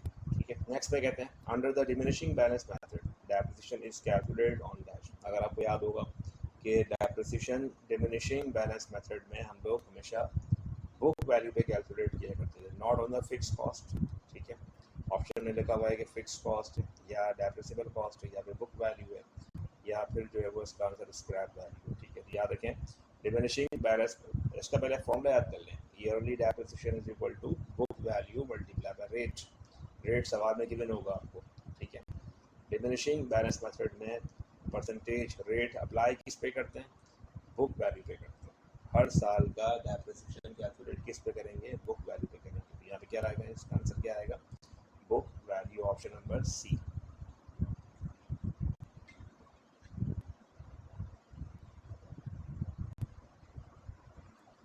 नेक्स्ट इसके बाद एमसीक्यू में कहते हैं under the straight line method of charging depreciation. ठीक है, स्ट्रेट लाइन मेथड में डेप्रिसिएशन जो लोग चार्ज करते हैं, increase every year, constant every year, decrease every year, या फिर जो है वो फ्लक्चुएट्स एवरी ईयर। ठीक है, अब याद रखें स्ट्रेट लाइन मेथड में आपने कैलकुलेट भी किए थे, कोई सी भी आपने 3 साल 4 साल का आपने कैलकुलेट किया, या जिन क्वेश्चंस को आपने सॉल्व किया उन्हीं में देख लें आप दोबारा से, मालूम हो जाएगा कि स्ट्रेट लाइन मेथड में हर साल का डेप्रिसिएशन क्या होता है? कांस्टेंट होता है। और कांस्टेंट रहने की रीज़न क्या होती है, वजह क्या होती है? कि आप एक ही कॉस्ट को एक ही लाइफ पर डिवाइड कर रहे होते हैं। सपोज कर लें कि कॉस्ट मेरे पास मौजूद है 6 लाख, स्क्रैप वैल्यू है 1 लाख, और लाइफ 5 ईयर्स है। तो पहले 6 लाख को जब 1 लाख को माइनस कर दें, ठीक है, कितने रह गए? 5 लाख। अब ये 5 लाख को डिवाइड कर दें 5 ईयर्स में, तो ये मशीन हर साल 1 लाख 1 लाख 1 लाख 1 लाख डेप्रिशिएट होगी। तो उसे कहते हैं कांस्टेंट एवरी ईयर। हर साल का आंसर कितना रुपये आ रहा है? एक जैसा आ रहा है। तो एक जैसा आंसर किस में आता है? स्ट्रेट लाइन मेथड में आता है, कांस्टेंट एवरी ईयर। अच्छा, डिक्रीज किस में होता है? डिक्रीज बाकी सब में होता है, डिमिनिशिंग बैलेंस मेथड पे कम होता है, सम ऑफ ईयर में कम होता है, और बाकी जितने मेथड हैं उन सब में अमाउंट ऑफ डेप्रिसिएशन हर साल का क्या होता है? डिक्रीज। लेकिन स्ट्रेट लाइन मेथड की खास बात क्या है कि स्ट्रेट लाइन मेथड में हर साल का डेप्रिसिएशन क्या होता है? Constant every year. Option number क्या लगाएंगे इसका? B, constant every year. Next इसके बाद हम सीक्वल में कहते हैं कि income and expenditure account is equivalent to dash. Income and expenditure account को हम लोग किसके इक्विवेलेंट कंसिडर करते हैं? ठीक है, पहली बात क्या है, हम लोग इनकम एंड एक्सपेंडिचर अकाउंट से मालूम क्या करते हैं? सरप्लस या डेफिसिट, यानी प्रॉफिट या लॉस। उस प्रॉफिट को हम लोग सरप्लस कहते हैं, लॉस को डेफिसिट कहते हैं। तो जिस चीज़ को हम लोग इनकम एंड एक्सपेंडिचर अकाउंट कहते हैं, यही चीज़ आपके बिजनेस कारोबार में पॉइंट ऑफ व्यू से क्या बनाते थे आप? Profit and loss account, income summary account बनाया करते थे। जबकि रिसिप्ट पेमेंट अकाउंट तो इसी के इसमें भी होता है, बैलेंस शीट में इसमें भी होती है। कैश बुक जो है वो तो पैसों की रिसीविंग पेमेंट के लिए होती है। बात हो रही है इनकम एंड एक्सपेंडिचर अकाउंट किसके इक्विवेलेंट है? प्रॉफिट एंड लॉस अकाउंट के इक्विवेलेंट है। तो ऑप्शन नंबर क्या लगाएंगे? इसका आंसर डी लगाएंगे, प्रॉफिट एंड लॉस अकाउंट। आम बिजनेस में कारोबार में प्रॉफिट लॉस अकाउंट से नफ़ा नुकसान मालूम करते हैं, जबकि इसमें नॉन प्रॉफिट में जो है वो इनकम एंड एक्सपेंडिचर अकाउंट से मालूम करते हैं। नेक्स्ट बात कहते हैं the credit balance eight the and in income and expenditure account shows. अब याद रखें कि जिस तरह बिजनेस में कारोबार में प्रॉफिट लॉस अकाउंट बनाते हैं और उसका क्रेडिट बैलेंस नेट इनकम को इंडिकेट करता है, तो वही चीज़ यहाँ पे कंपनी में उसको नॉन प्रॉफिट में सरप्लस को शो करता है अगर क्रेडिट बैलेंस आएगा तो। अगर डेबिट बैलेंस हो तो लॉस को शो करता है, ठीक है, तो यहाँ पे इसको डेफिसिट शो करेगा। The credit balance eight the and in income and expenditure account, income and expenditure account में क्रेडिट बैलेंस किस बात को इंडिकेट कर रहा है? सरप्लस को इंडिकेट कर रहा है, डेफिसिट को, या फिर वो सरप्लस एंड डेफिसिट, या फिर जो है वो कैपिटल। देखिए दोनों से हटा दें, सी और डी तो हटा दें, अब बात सिर्फ करते हैं ए और बी की, ठीक है। क्रेडिट बैलेंस का मतलब ये है कि आमदनियाँ ज़्यादा हैं, खर्चे कम हैं, यानी कि जो आपके नॉन प्रॉफिट की जो टोटल रेवेन्यू है वो ज़्यादा है और एक्सपेंसेस कम है। जो बैलेंस होगा वो किस साइड पे होगा? इट मीन्स कि हैवियर बैलेंस, ज़्यादा बैलेंस किस साइड का होगा? क्रेडिट साइड का होगा। तो क्रेडिट बैलेंस को हम लोग क्या कहते हैं? सरप्लस क्या, ठीक है। तो उसका ऑप्शन क्या लगाएंगे? ऑप्शन नंबर ए सरप्लस, ठीक है। डेफिसिट कब होता है? डेफिसिट जब आपका बैलेंस जो है वो डेबिट साइड पे है, किस चीज़ का? इनकम एंड एक्सपेंडिचर अकाउंट का अगर बैलेंस डेबिट साइड पे होगा तो वो किसको शो कर रहा होगा? डेफिसिट को शो कर रहा होगा, नुकसान को शो कर रहा होगा।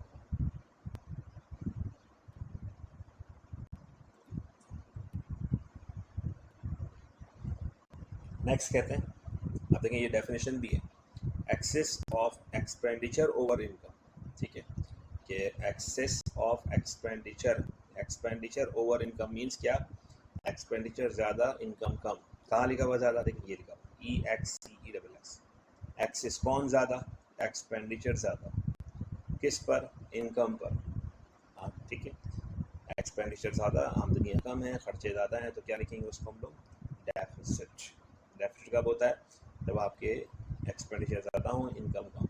अगर मैं इसी में वर्डिंग चेंज कर दूँ, एक्सपेंडिचर को पहले उसमें बाद में ले जाऊँ और इनकम को पहले ले जाऊँ, अब बोलें excess of income over expenditure, अब क्या लगाएंगे इसका आंसर? सरप्लस, ठीक है। तो दोनों बात समझ में आ गई। अभी इसका आंसर क्या लगाएंगे? अभी जो है वो एक्सेस ऑफ एक्सपेंडिचर है ओवर इनकम है, तो क्या लगाएंगे? ऑप्शन नंबर ए इसका आंसर राइट है। लेकिन इसी से दूसरा एमसीक्यू भी याद रखिएगा और उसे अंडरस्टैंड कीजिएगा।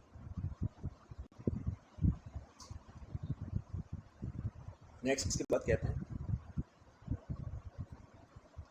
Eight the time of admission of new partner when the old partners agree to reduce their capital, ठीक है। एडमिशन वाले केस में जब ओल्ड पार्टनर अपना कैपिटल रिड्यूस करने के लिए रेडी हैं, अभी हमने इससे पहले एमसीक्यू डिस्कस किया था, उसमें लिखा हुआ था कि old partners are not ready to reduce their capital, तो हमने गुडविल टू न्यू पार्टनर्स का आंसर लगाया था उस वक्त, ठीक है। जब कहा था कि ओल्ड पार्टनर अपना कैपिटल कम करने के लिए रेडी नहीं है, नॉट, ठीक है, not agree to reduce their capital. अभी एक सवाल में क्या लिखा हुआ है? Old partners agree to reduce their capital, agree कर रहे हैं, कम करने के लिए रेडी हैं। जब कम करने के लिए रेडी हैं तो फिर गुडविल छोड़ दें, आप ए और बी तो हटा दें। अब आते हैं ऑप्शन नंबर सी और डी की तरफ। जब ओल्ड पार्टनर अपना कैपिटल कम करने के लिए एग्री हैं तो वो दो बातें, या तो वो बोनस टू ओल्ड है और बोनस टू न्यू है। तो बोनस टू ओल्ड पॉसिबल नहीं है क्योंकि इन्वेस्टमेंट लेस देन होगी, न्यू पार्टनर पैसे कम ला रहा है और कम लाने की वजह से ओल्ड पार्टनर को अपना अपना कैपिटल कम करना पड़ रहा है, तो इसीलिए बोनस टू न्यू पार्टनर लगाएंगे। इसका आंसर क्या आएगा? Option number D, bonus to new partner, ठीक है। तो इससे पहले जो एमसीक्यू आया था वो भी बता दिया, वो अभी जो अभी आया इसमें बता दिया। दोनों एमसीक्यू जो थे वो एडमिशन से लिंक कर रहे थे। अगला कहते हैं the term retain earning, retain earning का मतलब क्या? कैपिटल अकाउंट कहते हैं, रिजर्व अकाउंट कहते हैं, एक्यूमुलेटेड रेवेन्यू या नेट प्रॉफिट, ठीक है। तो option A B and D हटा दें आप, ऑप्शन इसका आंसर क्या है? सी। सी मतलब क्या होता है? Accumulated revenue. रिटेन अर्निंग का मतलब क्या होता है? कंपनी अपने हर साल के प्रॉफिट को कौन से अकाउंट में ट्रांसफ़र करती है? रिटेन अर्निंग के अकाउंट में ट्रांसफ़र करती है। और रिटेन अर्निंग के अकाउंट में ट्रांसफ़र करने का मतलब ही ये है कि कंपनी के पास क्या होता है? एक्यूमुलेटेड रेवेन्यू, कंपनी का जमा किया हुआ मुनाफा। एक्यूमुलेट, जमा किया हुआ मुनाफा कौन से अकाउंट में होता है? इसमें रिटेन अर्निंग के अकाउंट। ऑप्शन नंबर सी लगाएंगे इसका answer. The term retain earning means accumulated revenue.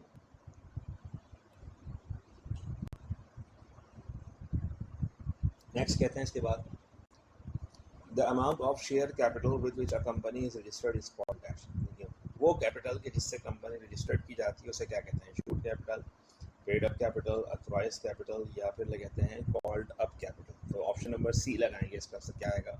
Authorise capital. क्यों? ये इसकी डेफिनेशन भी याद कर लें कि कंपनी जिस अमाउंट से रजिस्टर्ड होती है, यानी जिस कैपिटल से रजिस्टर्ड होती है, उसे कहते हैं अथोराइज कैपिटल। तो इसका ऑप्शन नंबर लगाएंगे, C is the answer, right answer, authorise capital. ये इसकी डेफिनेशन है कि अथोराइज कैपिटल किसे कहते हैं? कंपनी जिस अमाउंट से, जिस कैपिटल से रजिस्टर्ड होती है उसे कहते हैं अथोराइज कैपिटल। सही। नेक्स्ट पे कहते हैं इसके बाद, under the diminishing balance method the amount of annual depreciation. देखिए हमने इससे पहले स्ट्रेट लाइन पढ़ा था और बताया था कि स्ट्रेट लाइन में हर साल का डेप्रिसिएशन क्या होता है? कांस्टेंट होता है। जबकि बताया था डिमिनिशिंग में और बाकी जितने भी मेथड्स हैं स्ट्रेट लाइन के अलावा उन सब में डेप्रिसिएशन क्या होता है? डिक्रीज करता है। तो यहाँ पे क्या लगाएंगे? Gradually decrease, does not change, remains constant. ये तो ठीक है, मुमकिन नहीं है। डिमिनिशिंग की बात हो रही है, तो डिमिनिशिंग में हर साल का डेप्रिसिएशन क्या होता है? Gradually decreases. Option number C इसका आंसर राइट है, ग्रेजुअली डिक्रीजेस। इसके बाद नेक्स्ट एमसीक्यू पढ़ते हैं। लिखा हुआ है, this is shown in the share holder equity section of the balance sheet. Balance sheet में शेयर होल्डर इक्विटी में क्या क्या आता है? तो बैलेंस शीट के शेयर होल्डर इक्विटी अकाउंट में अगर देखें तो शेयर कैपिटल, शेयर प्रीमियम, और यहाँ पे नाम लिखे हैं प्रीलिमिनरी एक्सपेंस, ये तो एसेट अकाउंट है। ठीक है, वो पूछ रहे हैं this is shown in the share holder equity section of the balance sheet. अब देखें अनक्लेम्ड डिविडेंड और ये जो कैश डिविडेंड पेबल और ये लायबिलिटी है, प्रीलिमिनरी एक्सपेंस एसेट अकाउंट है। तो ना ऑप्शन इसका आंसर ए नहीं है, बी नहीं है, डी भी नहीं है। ऑप्शन क्या लगाएंगे इसका? सी। सी क्या? Share premium. शेयर प्रीमियम कहाँ पे आता है? शेयर होल्डर इक्विटी अकाउंट में आता है। Share capital, share premium, retained earning और रिजर्व्स जितने भी हैं ये सब कौन से अकाउंट में आते हैं? शेयर होल्डर इक्विटी सेक्शन के अकाउंट में आते हैं। इसका आंसर है C, share holder equity section.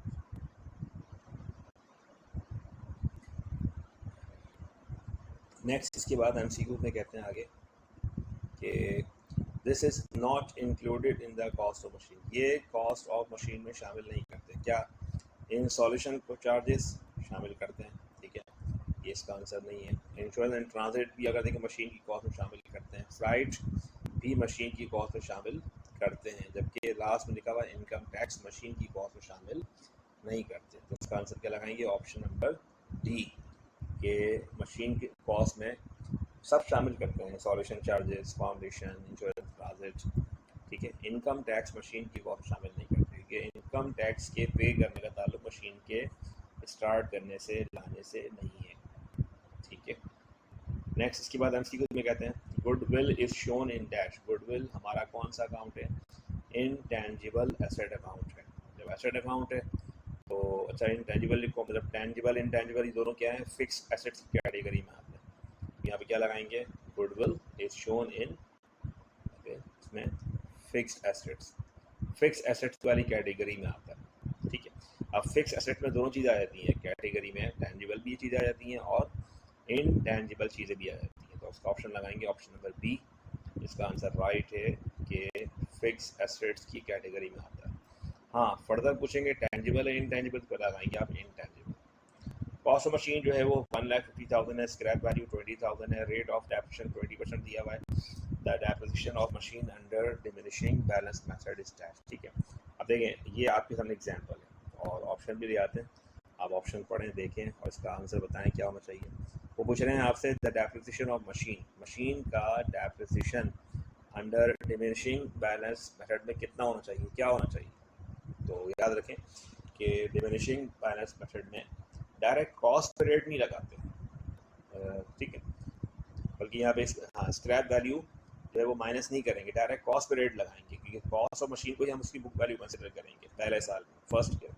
मान लें कि मशीन का पहला साल है, फर्स्ट टाइम खरीदी है, जब फर्स्ट टाइम खरीदी है तो यही कॉस्ट ऑफ मशीन क्या बन जाएगी? इसकी बुक वैल्यू बन जाएगी। और डिमिनिशिंग बैलेंस मेथड में स्क्रैप वैल्यू को सब्ट्रैक्ट नहीं करते, माइनस नहीं करते। ये एमसीक्यू हमने पढ़ा था, ठीक है, इससे पहले भी आया था, दोबारा भी आएगा कि कौन से मेथड में स्क्रैप वैल्यू कंसिडर नहीं की जाती है, माइनस नहीं की जाती है। डिमिनिशिंग बैलेंस मेथड में स्क्रैप वैल्यू माइनस नहीं की जाती, तो डायरेक्ट कॉस्ट पे ही लगाएंगे कि पहला साल है मशीन का, इससे पहले मशीन को आपने मशीन का को डेप्रिशिएट ही नहीं किया। हाँ, अगर इस क्वेश्चन में पहले से मशीन का दिया होता है एक्यूमुलेटेड डेप्रिसिएशन, तो फिर हम क्या करते हैं, उस कॉस्ट में से उसका एक्यूमुलेट माइनस करते हैं, बुक वैल्यू मालूम करते हैं।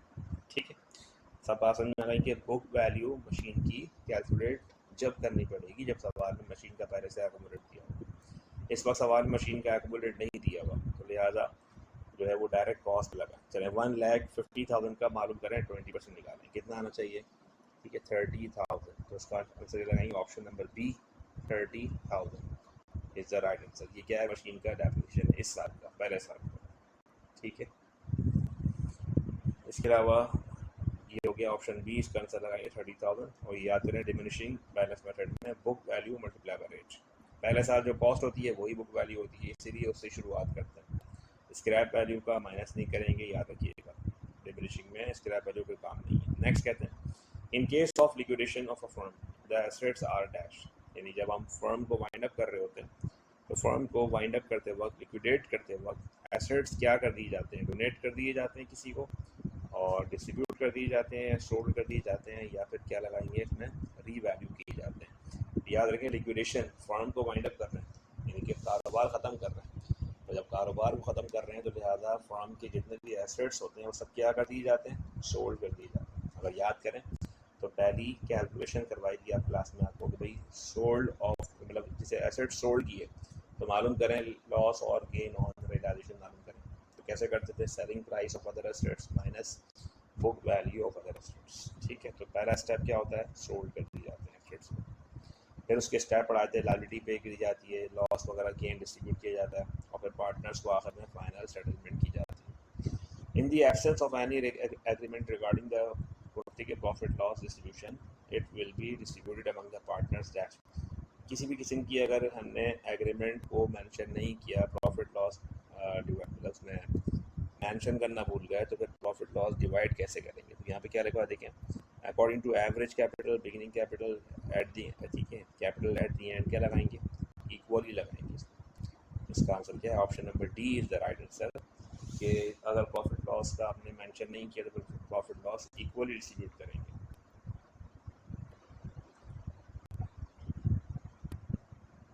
नेक्स्ट में कहते हैं all fixed assets are dash are depreciated except dash, तमाम फिक्स एसेट्स क्या करते हैं? डेप्रिशिएट करते हैं, सिवाय किस चीज़ के? तो तमाम फिक्स एसेट्स डेप्रिशिएट करते हैं, बिल्डिंग भी डेप्रिशिएट की जाती है, इक्विपमेंट भी डेप्रिशिएट किया जाता है, व्हीकल्स गाड़ियाँ भी डेप्रिशिएट की जाती हैं, जबकि लैंड डेप्रिशिएट नहीं की जाती है।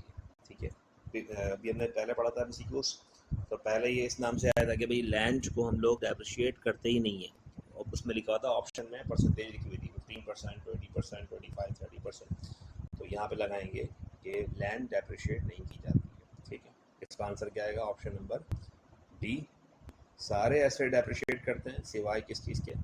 Land, accept land. नेक्स्ट इसके बाद MCQ में कहते हैं आपसे ये excess of expenses over income. देखिए दोबारा आ गया, excess of expenses over income. अगर एक्सपेंस ज़्यादा हो, इनकम कम हो, तो उसको हम लोग नॉन प्रॉफिट कंसर्न में क्या कहते हैं? तो ऑप्शन लगाएंगे, इसमें इनकम कहते हैं, या फिर सरप्लस कहते हैं, या फिर इसमें जो है वो बैंक बैलेंस कहते हैं, या फिर डेफिसिट कहते हैं। देखिए ठीक है, MCQs तो वही है, लेकिन थोड़े ऑप्शन थोड़े चेंज आए हैं। तो excess of expense over income लिखा हुआ, देखें किस तरह पहचानेंगे कि एक्सपेंसेस ज़्यादा, इनकम कम, खर्चे ज़्यादा, आमदनियाँ कम। तो खर्चे ज़्यादा, आमदनियाँ कम, तो क्या लगाएंगे इसका आंसर? डेफिसिट। ठीक है, और हम पहले भी बता चुके हैं कि अगर हम एक्सेस ऑफ एक्सपेंस को मैं कर दूं बाद में, इनकम पहले ले आऊँ, अब पढ़ें excess of income over expense, अब क्या लगाएंगे? सरप्लस। ठीक है, दोनों बात समझा दी हैं, दोनों बात समझ में आ रही कि ऑप्शन में भी क्या लगाएंगे? डी, एक्सपेंस ज़्यादा, इनकम कम, डेफिसिट। डेफिसिट कहते हैं नुकसान को, और सरप्लस कहते हैं फ़ायदे को। फ़ायदा कब होगा? जब आपकी आमदनी है ज़्यादा, खर्चे कम। नुकसान कब होता है? जब आपके खर्चे ज़्यादा, आमदनी कम। Trademark is annually depreciated at the rate of dash, trademark को हम लोग डेप्रिशिएट करते हैं 18% से, 40% से, या 10% से, या फिर जो है वो नन ऑफ दीज। ठीक है, तो यहाँ पर ऑप्शन लगाएंगे none of these. Trademark annually कोई डेप्रिशिएट नहीं होता, डेप्रिशिएट करते हैं फिक्स एसेट्स वाली चीज़ों को। फॉर एग्जांपल जैसे बिल्डिंग, फर्नीचर, इक्विपमेंट, मशीन, ठीक है, इस तरह की चीज़ें डेप्रिशिएट की जाती हैं। जबकि ट्रेडमार्क जो है वो इस तरह की चीज़ है जिसको हम लोग डेप्रिशिएट नहीं कर सकते, क्योंकि इंटेंजिबल फॉर्म में, जब वो इंटेंजिबल फॉर्म में है, फिजिकली मौजूद नहीं है एसेट, ठीक है, तो उसको हम लोग डेप्रिशिएट नहीं करेंगे। When partnership is dissolved, this is the final task. जब पार्टनरशिप डिसॉल्व की जाती है यानी कि लिक्विडेट की जाती है, याद करें चैप्टर पार्टनरशिप लिक्विडेशन पढ़ाया था, तो उसमें 1 2 3 4 स्टेप्स पढ़ाए थे। तो वजह फाइनल टास्क क्या होता है, अब ये उन्हीं में से एक हेडिंग है, फाइनल टास्क। एक बार दोबारा रिवाइज कर लेंगे। हमने एसेट्स को सेल करने की एंट्री पढ़ाई थी, लायबिलिटी को पे करने की एंट्री पढ़ाई थी, लॉस वगैरह गेन डिस्ट्रीब्यूट करने की एंट्री पढ़ी थी, और आखिर में पार्टनर्स को पेमेंट करने की एंट्री पढ़ी थी। तो बोल फाइनल टास्क क्या होता है, क्या लगाएंगे इसमें, पेमेंट ऑफ लायबिलिटी लगाएंगे, नहीं, payment of expenses, none of these, क्या, payment of partners, payment to partners. Partners को पेमेंट की जाती है अकॉर्डिंग टू देयर कैपिटल, यानी कि जितना जिसका जिसका कैपिटल उनके अकाउंट में बचा उसको उनकी पेमेंट कर दी जाती है। ऑप्शन क्या लगाएंगे, option number A, payment to partners account. Next इसके बाद एमसीक्यूज में पढ़ते हैं, लिखा हुआ है the term debenture means dash. Company में डिबेंचर क्या मतलब क्या होता है, लॉन्ग टर्म लोन होता है, या शॉर्ट टर्म लोन होता है, या फिर जो है वो एसेट्स होता है, या फिर इसके अलावा कैपिटल होता है, ठीक है। तो लॉन्ग टर्म डिबेंचर कंपनी के पॉइंट ऑफ व्यू से क्या है, लॉन्ग टर्म लोन है, लायबिलिटी है, ना एसेट है, ना कैपिटल है, ना शॉर्ट टर्म लोन है, ठीक है। डिबेंचर्स की जो बोरिंग होती है वो आप मोर देन 1 फाइनेंशियल पीरियड के लिए करते हैं, 4 ईयर्स, 5 ईयर्स, 6 ईयर्स के लिए, तो वो क्या होती है, लॉन्ग टर्म लोन। डिबेंचर्स क्या है, लॉन्ग टर्म लायबिलिटी है, ठीक है। तो ऑप्शन लगाइएगा long term loan. This is intangible assets, इसमें से ये जो है वो आपको क्या है, इनटेंजिबल एसेट्स है। कौन कौन से ऑप्शन देते हैं, पेटेंट्स, ठीक है, इसके अलावा फर्नीचर, इसके अलावा जो है वो कैश, और जो है वो लिखा हुआ है लैंड, ठीक है। तो लैंड भी अगर देखें टेंजिबल फॉर्म में होता है, थोड़े से कैश के उसमें फॉर्म होता है, ठीक है, फिजिकल फॉर्म में होता है। कैश भी आपका करंट एसेट मौजूद है, ठीक है। इसके अलावा इनटेंजिबल पूछ रहा है, इनटेंजिबल पेटेंट्स, ठीक है। इस तरह गुडविल एक क्या है, इनटेंजिबल एसेट, तो पेटेंट्स भी क्या है, पेटेंट्स, कॉपीराइट, ट्रेडमार्क, ये सब क्या है, ये इनटेंजिबल एसेट्स है। तो ऑप्शन क्या लगाएंगे, ऑप्शन नंबर ए, ये intangible asset.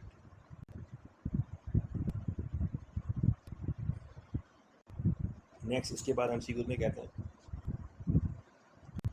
This item is an income in non profit concern. ये आइटम जो है वो इनकम है, आमदनी है, किसमें, नॉन प्रॉफिट कंसर्न में, एसेट, लायबिलिटी, ठीक है, कैपिटल, या फिर लिखा हुआ है इसमें सब्सक्रिप्शन, ठीक है भाई। तो पता है आपको कि भाई this item is an income, ये इनकम कंसिडर की जाती है। तो क्या इनकम कंसिडर की जाती है, सब्सक्रिप्शन हमारी क्या कंसिडर की जाती है, इनकम, आमदनी कंसिडर की जाती है, उसको हम आमदनी कहते हैं, सब्सक्रिप्शन। डोनेशंस को, ठीक है, subscription, donations, membership fee income, ठीक है, रेंट रेवेन्यू, अदर रेवेन्यू, ये सब क्या है, ये हमारी इनकम का पार्ट है। Sale of tickets, match tickets, ये सब क्या है, इनकम है। एक्सपेंस कौन कौन से होते हैं हमें पता है सारे, बिजनेस के आपने सैलरी पे किया, यूटिलिटी पे किया, सब एक्सपेंसेस है। तो यहाँ पे लगाएंगे ऑप्शन नंबर डी, इसका आंसर राइट है कि सब्सक्रिप्शन जो है हमारी क्या है, इनकम अकाउंट, इनकम। नेक्स्ट कहते हैं इसके बाद for the formation of partnership the minimum number of individuals required steps. Partnership को फॉर्म करने के लिए, पार्टनरशिप को फॉर्म करने के लिए मिनिमम, कम से कम कितने पर्सन्स होने चाहिए, कितने लोग होने चाहिए। अगर एक सिंगल अकेला शख्स होगा तो वो पार्टनरशिप नहीं कर सकता, ठीक है, उसको हम बोलेंगे सोल प्रोप्राइटरशिप। तो पार्टनरशिप को फॉर्म करने के लिए पूछ रहा है मिनिमम कितने होने चाहिए, तो कितने होने चाहिए, 2 होने चाहिए, ठीक है। तो यहाँ पर आएगा ऑप्शन नंबर ए, पार्टनरशिप को फॉर्म करने के लिए कम से कम 2 लोग होने चाहिए, तब जाके वो क्या होती है, पार्टनरशिप बनती है। नेक्स्ट पे कहते हैं the distribution of profit of a company in the form of cash is called dash, ठीक है। The distribution of profit of a company in the form of cash. अब मैं रिटेन अर्निंग वाले चैप्टर में पढ़ाया था कि कंपनी डिविडेंड डिक्लेयर करती है, वो डिविडेंड 2 तरह डिक्लेयर करती है, कैश डिविडेंड, कैश की फॉर्म में तो उसे कहते हैं कैश डिविडेंड, स्टॉक की फॉर्म में, शेयर्स की फॉर्म में तो उसे कहते हैं स्टॉक डिविडेंड, और इसी तरह से जो है वो प्रॉपर्टी डिविडेंड और डिफरेंट नाम भी रन ऑफ। यहाँ पे क्या लगाएंगे, अगर कंपनी कैश की फॉर्म में डिविडेंड देगी तो उसे कहते हैं कैश डिविडेंड, और अगर कंपनी स्टॉक की फॉर्म में, शेयर्स की फॉर्म में आपको डिविडेंड देगी तो वो क्या लगाएगा, वो बोलेंगे स्टॉक डिविडेंड। तो इसका आंसर क्या लगाएंगे, ऑप्शन नंबर ए, कैश डिविडेंड। और कैश डिविडेंड हमारे लिए क्या है, कैश डिविडेंड पेबल है, लायबिलिटी है। कौन सी लायबिलिटी, करंट लायबिलिटी, ये भी याद रखिएगा, ये कैश डिविडेंड करंट लायबिलिटी में आएगा। The excess on issue of shares price over the par value is called dash, ठीक है।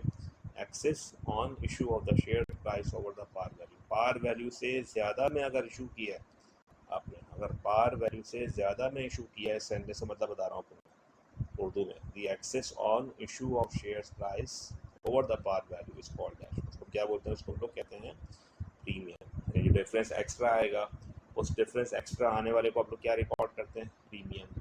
सपोज कर लें पार वैल्यू ₹10 थी और ₹10 वाले के आपने ₹12 रिसीव किए, ₹13 रिसीव किए, तो जो डिफरेंस आएगा उसको आप क्या नाम देंगे, इसको शेयर्स प्रीमियम नाम देंगे। तो यहाँ पे क्या लगाएंगे, इसका ऑप्शन शेयर्स प्रीमियम इसका आंसर है, राइट, ठीक है। इसी तरह से अगर उसको आप पार वैल्यू से कम के लिए वर्ड यूज़ करते हैं, less than the par value, तो फिर आप क्या रिकॉर्ड करते हैं, डिस्काउंट रिकॉर्ड करते हैं, ठीक है। तो मोर देन पार वैल्यू में प्रीमियम, जबकि लेस देन पार वैल्यू से डिस्काउंट, कंपनी को लॉस, नुकसान हुआ, कैपिटल लॉस। नेक्स्ट पे लिखा हुआ है अनक्लेम डिविडेंड क्या है, यानी वो डिविडेंड जो अभी तक लोगों ने क्लेम नहीं किया, जिनको हमने डिविडेंड इशू किया था उन्होंने अभी तक जो है वो रिसीव नहीं किया, ठीक है। तो अनक्लेम कल को, लेकिन कल को मांगने तो आएंगे, हमें वो डिविडेंड पे तो करना है उनको। एक चीज़ हमने डिविडेंड डिक्लेयर की है तो ऑब्वियसली वो हमारा कैश डिविडेंड पेबल है, और वो डिविडेंड जो अदा हो चुका है उसके अलावा जो डिविडेंड बचा है अनक्लेम डिविडेंड, अभी तक डिविडेंड क्लेम नहीं किया गया, तो उसको हम क्या बोलेंगे, लायबिलिटी है, लायबिलिटी पे करनी है आपको। तो उसका ऑप्शन क्या लगाएंगे, ऑप्शन नंबर बी, इसका आंसर क्या है, राइट, कि अनक्लेम डिविडेंड कंपनी के लिए क्या है, एक तरीके से लायबिलिटी है, जो कंपनी क्या करेगा इन फ्यूचर, वो पैसे कंपनी ने आगे देने हैं उसको, ठीक है। तो इसका आंसर लगाएंगे अनक्लेम डिविडेंड का आंसर आएगा लायबिलिटी। नेक्स्ट इसके बाद एमसीक्यू में कहते हैं कि accumulated depreciation is called dash. Accumulated depreciation हम लोग क्या कहते हैं, रिजर्व्स कहते हैं, सरप्लस कहते हैं, कॉन्ट्रा कहते हैं, एक्सपेंस कहते हैं, ठीक है। अब तो आपने इतना पूरा पढ़ लिया होगा, याद होगा भाई, एक्युमुलेटेड डेप्रिसिएशन जो है वो अब तक हमारा कौन सा अकाउंट है, वो कॉन्ट्रा एसेट। फर्स्ट ईयर से पढ़ते हुए आ रहे हैं इसको, कि अलाउंस फॉर डेप्रिसिएशन हमारा कौन सा अकाउंट है, कॉन्ट्रा एसेट। नेक्स्ट कहते हैं लैंड इज एनुअली डेप्ट at the rate of dash, तो ठीक है, अब लगा, याद हो गया होगा, नन ऑफ दीज का आंसर लगाएंगे। लैंड डेप्रिशिएट नहीं होती, इसका आंसर क्या आएगा, नन ऑफ दीज, ठीक है। नेक्स्ट में कहते हैं इसका when partnership resolve the final task, जब पार्टनरशिप खत्म की जाती है, तो अभी पढ़ाया था हमने आपको, जब पार्टनरशिप खत्म की जाती है तो उसका ऑप्शन लगाएंगे payment to partners capital account, ठीक है। थोड़े से ऑप्शन चेंज हो गया है लेकिन थोड़ा सा डिफरेंट है, तो ये लगाइएगा payment of partners capital account, option B इसका आंसर राइट है, कि जब पार्टनरशिप खत्म की जाती है तो आखिरी आंसर क्या होता है, स्टेप पार्टनर्स को पेमेंट की जाती है। All fixed assets are depreciated except dash, पता है आपको, ठीक है। सारे एसेट डेप्रिशिएट करते हैं सिवाय किस चीज़ के, लैंड के, लैंड को डेप्रिशिएट नहीं करते, तो उसका आंसर लगाएंगे land, option B. General reserves are classified as dash, general reserves हमारे क्या हैं, जर्नल रिजर्व्स देखें, रिजर्व्स कोई भी होता है, reserves for contingencies, reserve for आपके लिए एक्स वाई जेड, जो भी, ठीक है, कोई भी रिजर्व्स हैं, जैसे हम लोग नाम लेते हैं इसके, सिंकिंग फंड, रिजर्व फॉर, ये सब कौन से अकाउंट है, ये शेयर होल्डर इक्विटी अकाउंट है। तो ये किस कैटेगरी में आएंगे, शेयर होल्डर इक्विटी कैटेगरी में आएंगे, ऑप्शन नंबर सी इसका आंसर है, शेयर होल्डर इक्विटी अकाउंट है। नेक्स्ट कहते हैं इसके बाद opening statement of affair usually prepare to find out cash, opening statement of affairs क्यों बनाते हैं, कैश इन द बैंकिंग मालूम करने के लिए, कैश एट दी एंड, तो ऑप्शन नंबर ए और बी तो छोड़ ही दें आप। ओपनिंग स्टेटमेंट ऑफ फेयर बनाते हैं, क्यों बनाते हैं, सी और डी देखें, capital eight and, capital at start, और बात हो रही है ओपनिंग, तो क्या मालूम करने के लिए, कैपिटल एट स्टार्ट मालूम करने के लिए हम क्या बनाते हैं, opening statement of affairs. Next कहते हैं डिबेंचर होल्डर्स क्या है, डिबेंचर होल्डर्स कंपनी के लिए डेटर्स की हैसियत है, यानी कि पैसे लेने कंपनी को नहीं, बल्कि उल्टा पैसे देने, वापस करने। कंपनी ने इन लोगों से कर्जा हासिल किया है, लिया है, जब कर्जा हासिल किया है, लिया है, तो जो कंपनी को कर्ज देते हैं पैसे, वो क्या होते हैं, creditor, outsider equity, owner company कौन होते हैं? कंपनी के ऑनर्स होते हैं शेयर होल्डर्स, जो कंपनी में पैसा लगाते हैं, इन्वेस्टमेंट करते हैं। अगर मैं यहाँ पे चेंज कर दूँ, डिबेंचर की जगह लगा दूँ शेयर होल्डर्स, तो शेयर होल्डर्स क्या है? कंपनी के ऑनर्स की हैसियत से ऑनर की ऑनर है। जबकि डिबेंचर होल्डर कंपनी के लिए क्या है? डिबेंचर होल्डर कंपनी के लिए क्रेडिटर है। तो ऑप्शन के लगाएंगे? Option number B, creditor of the company. ठीक है, नेक्स्ट इसके बाद कहते हैं in single entry system statement of affairs mean that. Single entry system में स्टेटमेंट ऑफ अफेयर्स का मतलब क्या होता है? Profit loss account, bank account, ये याद हो गया होगा आपको। बैलेंस शीट होता है। स्टेटमेंट ऑफ अफेयर्स का नाम क्या होता है? Balance sheet. Single entry system में बैलेंस शीट कहते हैं। Capital eight and minus capital at start, अगर एट एंड में से कैपिटल एट स्टार्ट माइनस कर दे तो क्या रह जाता है? उसके बाद पता आपको ये ऑप्शंस का लगाएंगे answer unadjusted net income.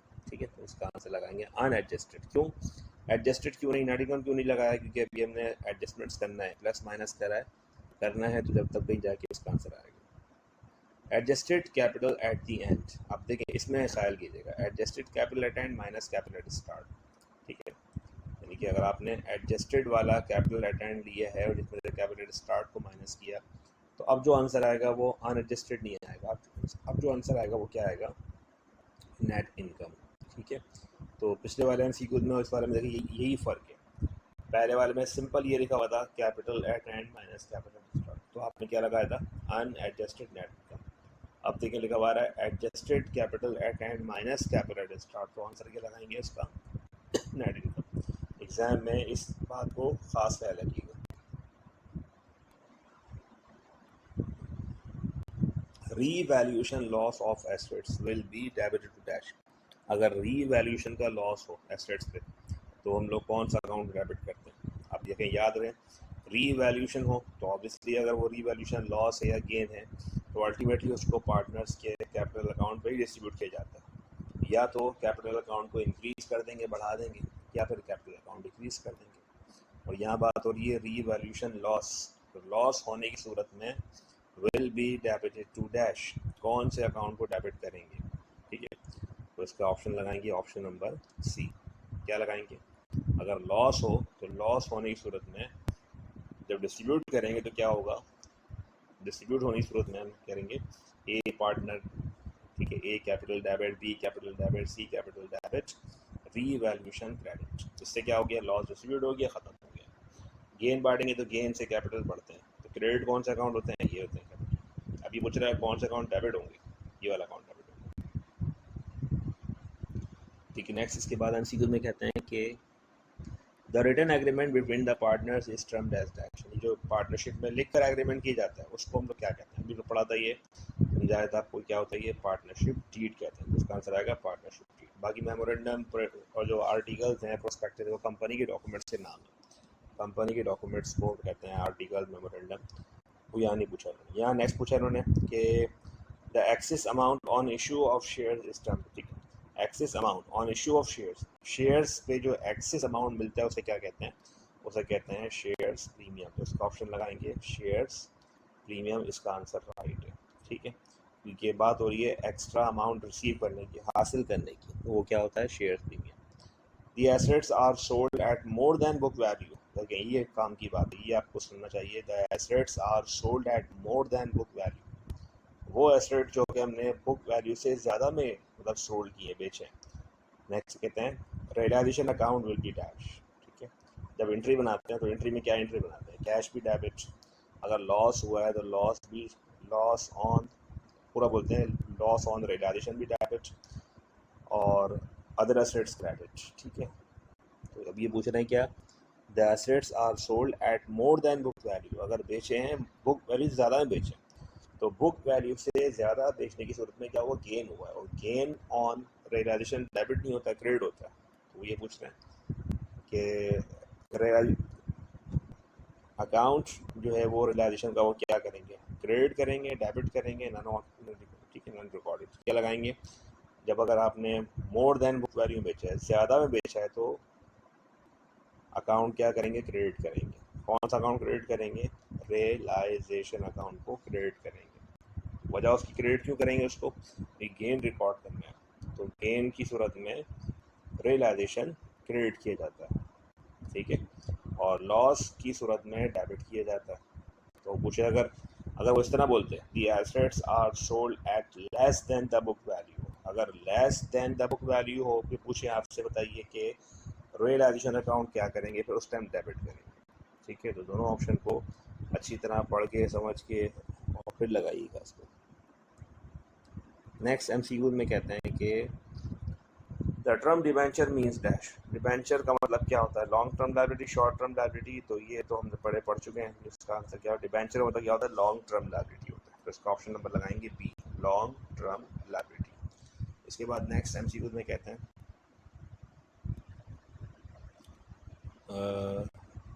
Closing capital 10,000 दिया हुआ है, इन्वेस्टमेंट आपको 6,000, ड्राइंग 600 दिया हुआ है, प्रॉफिट दिया हुआ है, देन कैपिटल एट स्टार्ट है। देखिए बहुत ही आसान सा फॉर्मूला है, याद कर लें इसको भी। ठीक है, कैपिटल एट दी एंड, तो क्लोजिंग कैपिटल में ड्राइंग के अमाउंट को प्लस करेंगे, 10,000 में ड्राइंग 3,000 से प्लस करें, तो 10 ये और 3 प्लस, तो कितना होगा ये 13,600।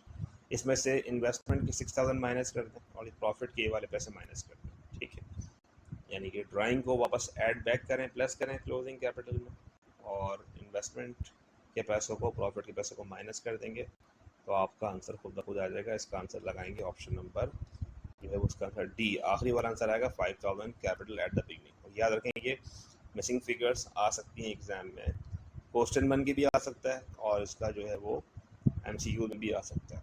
Cost of machine includes, cost of machine में क्या शामिल करते हैं, 3 इयर्स फायर इंश्योरेंस शामिल करते हैं, इंश्योरेंस एंड ट्रांसफर शामिल करते हैं, ट्रेड डिस्काउंट, तो बताया था कि कॉस्ट ऑफ मशीन में शामिल करते हैं क्या, insurance in transit, option number B लगाएंगे। बाकी सब चीज़ें जितने भी लिखे हुए नाम लिखे हुए कोई भी मशीन की कॉस्ट में शामिल नहीं होता है। ठीक है, 3 ईयर फायर इंश्योरेंस भी शामिल नहीं करते, रिपेयर भी शामिल नहीं करते।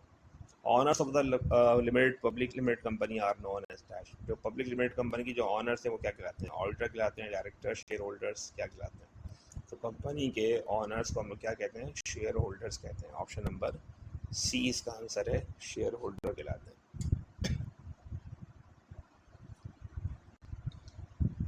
नेक्स्ट कहते हैं the value of non current assets declines gradually dash because of dash, non current assets like furniture, equipment, building, ठीक है, ये सब चीज़ों की वैल्यू क्या होती है, ईयर बाय ईयर डिक्रीज होती है, कम होती है। किसकी वजह से होती है, डेप्रिसिएशन की वजह से होती है, क्योंकि हम लोग हर साल इस्तेमाल करते हैं, यूज़ करते हैं, तो उससे क्या होती है, वो एसेट्स वेयर एंड टेयर होते हैं, ख़राब होते हैं, तो उसकी वैल्यू कम होने के लिए हम क्या वर्ड यूज़ करेंगे, डेप्रिसिएशन। नेक्स्ट कहते हैं इसके बाद non profit organisation excess of income over its expenses is called dash. ठीक है, नॉन प्रॉफिट में क्या होता है कि excess of income over its expenses, excess कौन ज़्यादा, इनकम ज़्यादा, एक्सपेंसेस कम।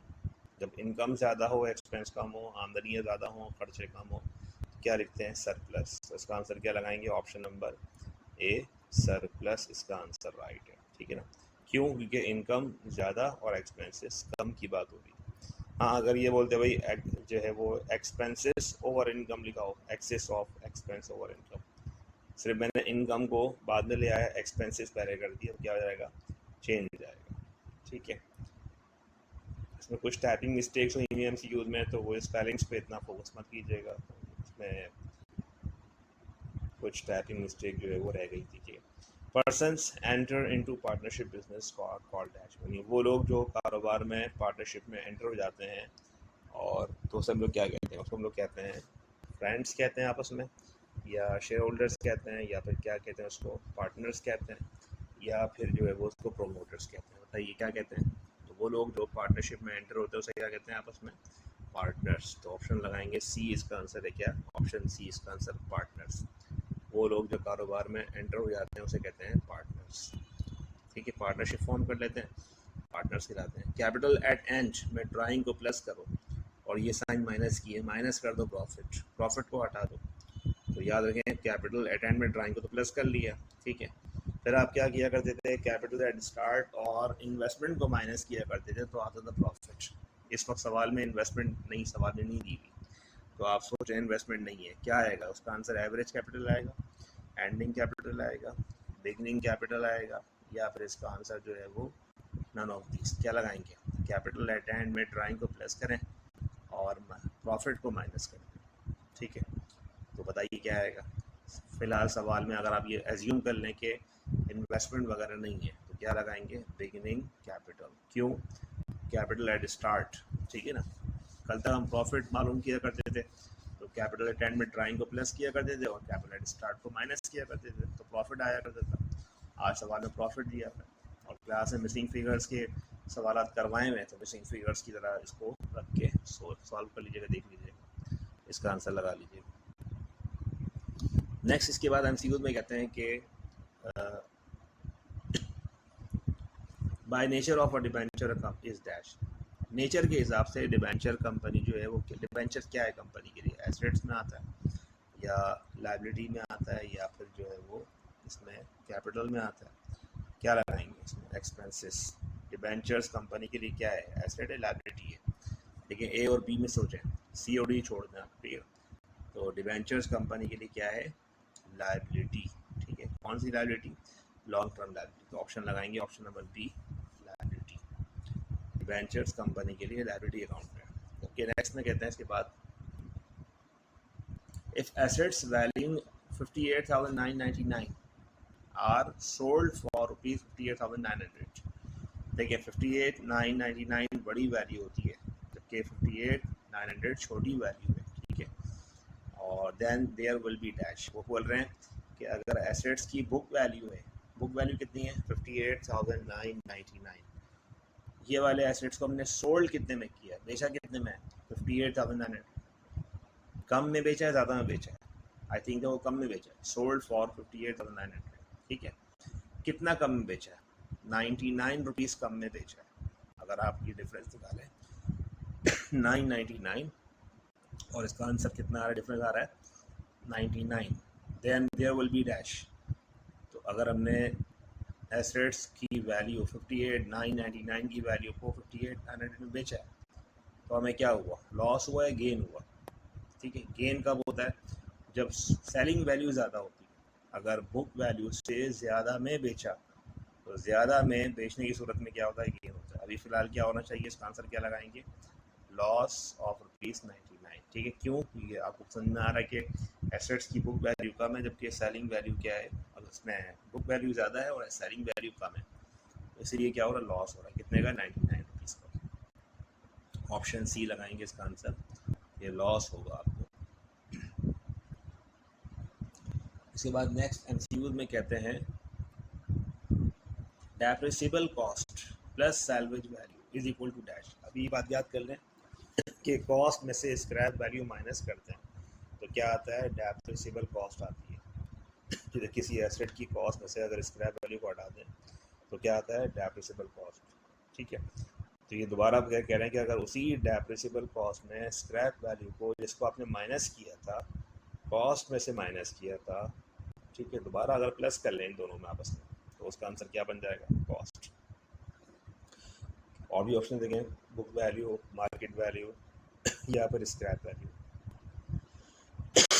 तो ऑप्शन क्या लगाएंगे, देखिए इसमें depreciable cost plus scrap value, क्या आंसर लगाएंगे, इसका आंसर कॉस्ट, ठीक है। फॉर्मूला होता है क्या है, डेप्रिसिएबल कॉस्ट निकालने का फॉर्मूला होता है cost minus scrap value is equal to depreciable cost. तो माइनस की स्क्रैप वैल्यू थी कॉस्ट के साथ, अगर हम माइनस की स्क्रैप वैल्यू को उठा के दोबारा से इसके पास ले आएंगे, किसके पास, डेप्रिसिएबल कॉस्ट के पास, तो क्या बन जाएगा, कॉस्ट बन जाएगा, ठीक है। और आसान लफ्ज़ों में इस तरह एग्जांपल सपोज कर लें कि अगर किसी चीज़ की कॉस्ट 6 लाख रुपीज़ है और 6 लाख में से 1 लाख उसकी स्क्रैप वैल्यू है, तो बताइए उसकी डेप्रिसिएबल कॉस्ट कितनी होनी चाहिए, 5 लाख। यानी ख़रीदी 6 लाख रुपए की है और 6 लाख में से 1 लाख तो ये मशीन बिक जाएगी, इससे सेलिंग हो जाएगी, ठीक है, सेल हो जाएगी 1 लाख में, तो उसकी वैल्यू कितनी बची, 5 लाख की। 5 लाख क्या कहलाएगी, उसकी डेप्रिसिएबल कॉस्ट कहलाएगी। अब आपको पता होगा कि भाई 5 लाख डेप्रिसिएबल कॉस्ट है, स्क्रैप वैल्यू 1 लाख रुपीज़ है, तो सोचिए वो मशीन खुद कितने की होगी, 6 लाख की होगी। दोनों को प्लस करना होगा मालूम करने के लिए, तो इसका आंसर लगाएंगे ऑप्शन नंबर बी, इसका आंसर है, ठीक है, कॉस्ट। नेक्स्ट एमसीक्यू में कहते हैं इसके बाद आगे, profit pay to shareholder is called dash. वो प्रॉफिट जो हम लोग शेयर होल्डर्स को पे करते हैं, ठीक है, तो वो प्रॉफिट जो हम लोग शेयर होल्डर्स को पे करते हैं उसे क्या कहते हैं, तो उसको हम लोग इंटरेस्ट कहते हैं या फिर जो है वो डिविडेंड कहते हैं, या फिर जो है वो ग्रॉस प्रॉफिट कहते हैं। ठीक है, तो शेयर होल्डर्स को देने वाला प्रॉफिट क्या कहलाता है? डिविडेंड कहलाता है। उसको हम लोग इंटरेस्ट नहीं कहते हैं, इंटरेस्ट तो डिबेंचर्स पे होता है। यहाँ पे क्या लगाएंगे इसका answer? Dividend, option number B, dividend. Shareholders को हम लोग डिविडेंड पे करते हैं। इसके बाद नेक्स्ट एमसीक्यूज में कहते हैं कि डिबेंचर होल्डर ऑफ कंपनी क्या है? ये बड़ा आसान एमसीक्यूज है। कंपनी के डिबेंचर होल्डर्स क्या होते हैं? सिंपल है, ऑप्शन नंबर ए, क्रेडिटर होते हैं। कि ये देखें, जो मोस्ट रिपीटेड एग्जाम में एमसीक्यूज हमने वो क्लास में आपको लिए हैं इसमें, तो ये एमसीक्यूज बार बार रिपीट हो रहा आ रहा है। ठीक है, इसीलिए हम उसको स्लाइड में दोबारा बार बार डाल रहे हैं। Company declares dividends, company declare करती है डिविडेंड। कहाँ से करती है? कैपिटल में से करती है, या एक्सपेंस पे से करती है, या फिर रिटेन अर्निंग से करती है, या फिर जो है वो कैश से करती है। कंपनी अपना सारा प्रॉफिट मुनाफा कहाँ भेज देती है? रिटेन अर्निंग के अकाउंट में भेज देती है। तो ऑब्वियसली बात है कि कंपनी जो है वो अपना डिविडेंड वगैरह डिक्लेयर भी कहाँ से करे, कौन से अकाउंट से करेगी? रिटेन अर्निंग के ही अकाउंट से डिक्लेयर किया जाएगा। तो ऑप्शन नंबर सी इसका आंसर लगाएंगे, डिक्लेयर या रिटेन अर्निंग। ठीक है, नेक्स्ट नंबर 95 एमसीक्यूज में कहते हैं कि under declining balance method depreciation is calculated on dash. Declining balance method यानी डिमिनिशिंग की बात हो रही है। डिमिनिशिंग बैलेंस मेथड में हर साल का डेप्रिसिएशन कौन सी वैल्यू पे कैलकुलेट करते हैं? तो याद रखें, डिमिनिशिंग के लिए हमेशा क्या होती है? Book value multiply by rate, ये इसका फॉर्मूला है। ये तो बुक वैल्यू पे अप्लाई करते हैं। ठीक है, ये बुक वैल्यू पे कैलकुलेट करते हैं। ऑप्शन सी लगाएंगे, डेप्रिसिएशन बुक वैल्यू पे अप्लाई करते हैं डिमिनिशिंग बैलेंस मेथड के लिए। Gain on liquidation will be credit to dash. ठीक है, अगर गेन हुआ है किसमें? लिक्विडेशन में, तो will be credited to dash, यानी कि गेन से पार्टनर्स के कैपिटल बढ़ने चाहिए, कम होने चाहिए? गेन से पार्टनर्स के कैपिटल बढ़ने चाहिए। तो ऑप्शन नंबर ए लगाएंगे। इनकम सब्जी अकाउंट में क्रेडिट करते हैं? जी नहीं। कैश अकाउंट में क्रेडिट करते हैं? जी नहीं। नन ऑफ दीस क्या लगाते हैं? पार्टनर्स गेन ऑन लिक्विडेशन कौन से अकाउंट में क्रेडिट करते हैं? पार्टनर्स के करंट अकाउंट, पार्टनर्स के अकाउंट में क्रेडिट करते हैं, सॉरी करंट अकाउंट बोल रहा हूँ, पार्टनर्स अकाउंट में क्रेडिट करते हैं। ठीक है, करंट अकाउंट तो वहाँ पे उसके चैप्टर के लिए होता है। ऑप्शन नंबर यहाँ लगाएंगे सी, सी इसका आंसर है। ठीक है, तो गेन से कैपिटल बढ़ जाते हैं, इसलिए हमने कैपिटल अकाउंट में क्रेडिट करते हैं। एंट्री पढ़ाई भी है क्लास में आपको, गेन बांटने की, लॉस बांटने की एंट्री। नेक्स्ट में कहते हैं this is not recorded in the books of account. ये बुक्स ऑफ अकाउंट में रिकॉर्ड नहीं करते। क्या क्या रिकॉर्ड नहीं करते? सेल डिस्काउंट, परचेज डिस्काउंट, और या ट्रेड डिस्काउंट, या फिर जो है वो सेल्स टैक्स। ठीक है, तो याद रखिए, मशीन को जब परचेज करते हैं सेल्स टैक्स भी रिकॉर्ड करते हैं, सेल डिस्काउंट भी रिकॉर्ड करते हैं, परचेज डिस्काउंट भी रिकॉर्ड करते हैं। ठीक है, कौन सा अकाउंट डिस्काउंट रिकॉर्ड नहीं करते? ट्रेड डिस्काउंट का हमारे अकाउंटिंग के रिकॉर्ड से ताल्लुक नहीं है, तो लिहाजा ट्रेड डिस्काउंट रिकॉर्ड नहीं करते। इसीलिए आपको याद होगा कॉस्ट ऑफ मशीन कैलकुलेट करते वक्त मैंने क्या बताया था? लिस्ट प्राइस में से ट्रेड डिस्काउंट को माइनस करते हैं, क्या आती है? Invoice price. इसी तरह से कैश डिस्काउंट भी माइनस करते हैं, क्या आएगी? Net cash price. यहाँ पे लगाएंगे ट्रेड डिस्काउंट को अकाउंटिंग के रिकॉर्ड में रिकॉर्ड नहीं करते। यहाँ पे इसका answer option number C, trade discount का अकाउंटिंग के रिकॉर्ड से कोई ताल्लुक नहीं है। नेक्स्ट एमसीक्यू में कहते हैं कि नंबर 98 है ये, public limited company is form by dash. Company, public limited company को कौन फॉर्म करता है, कौन स्टार्ट करता है? तो डायरेक्टर्स शुरू करते हैं, डायरेक्टर कंपनी को मैनेज करते हैं, चलाते हैं। प्रोमोटर्स कंपनी को स्टार्ट करते हैं, या ऑडिटर कंपनी को फॉर्म करते हैं, शुरू करते हैं, या फिर अंडरराइटर्स कंपनी को फॉर्म करते हैं। देखिए, कंपनी को फॉर्म करने वाले कौन लोग होते हैं? कंपनी को फॉर्म करने वाले, स्टार्ट करने वाले कौन लोग हैं? प्रोमोटर्स। ठीक है, ये देखिए, प्रोमोटर्स कंपनी को फॉर्म करते हैं, स्टार्ट करते हैं। और प्रोमोटर्स को जो शेयर्स हम इशू करते हैं उनके रिवॉर्ड के बदले में, ठीक है, उनकी जो सर्विसेज हैं, जो उन्होंने सर्विसेज रेंडर्ड की हमारे, उसकी एंट्री क्या पढ़ाई थी? Preliminary expense debit share capital credit. और जो प्रीलिमिनरी एक्सपेंस है वो हमारा कौन सा अकाउंट है? एसेट अकाउंट है। तो कंपनी को फॉर्म करने वाले कौन लोग हैं? प्रोमोटर्स।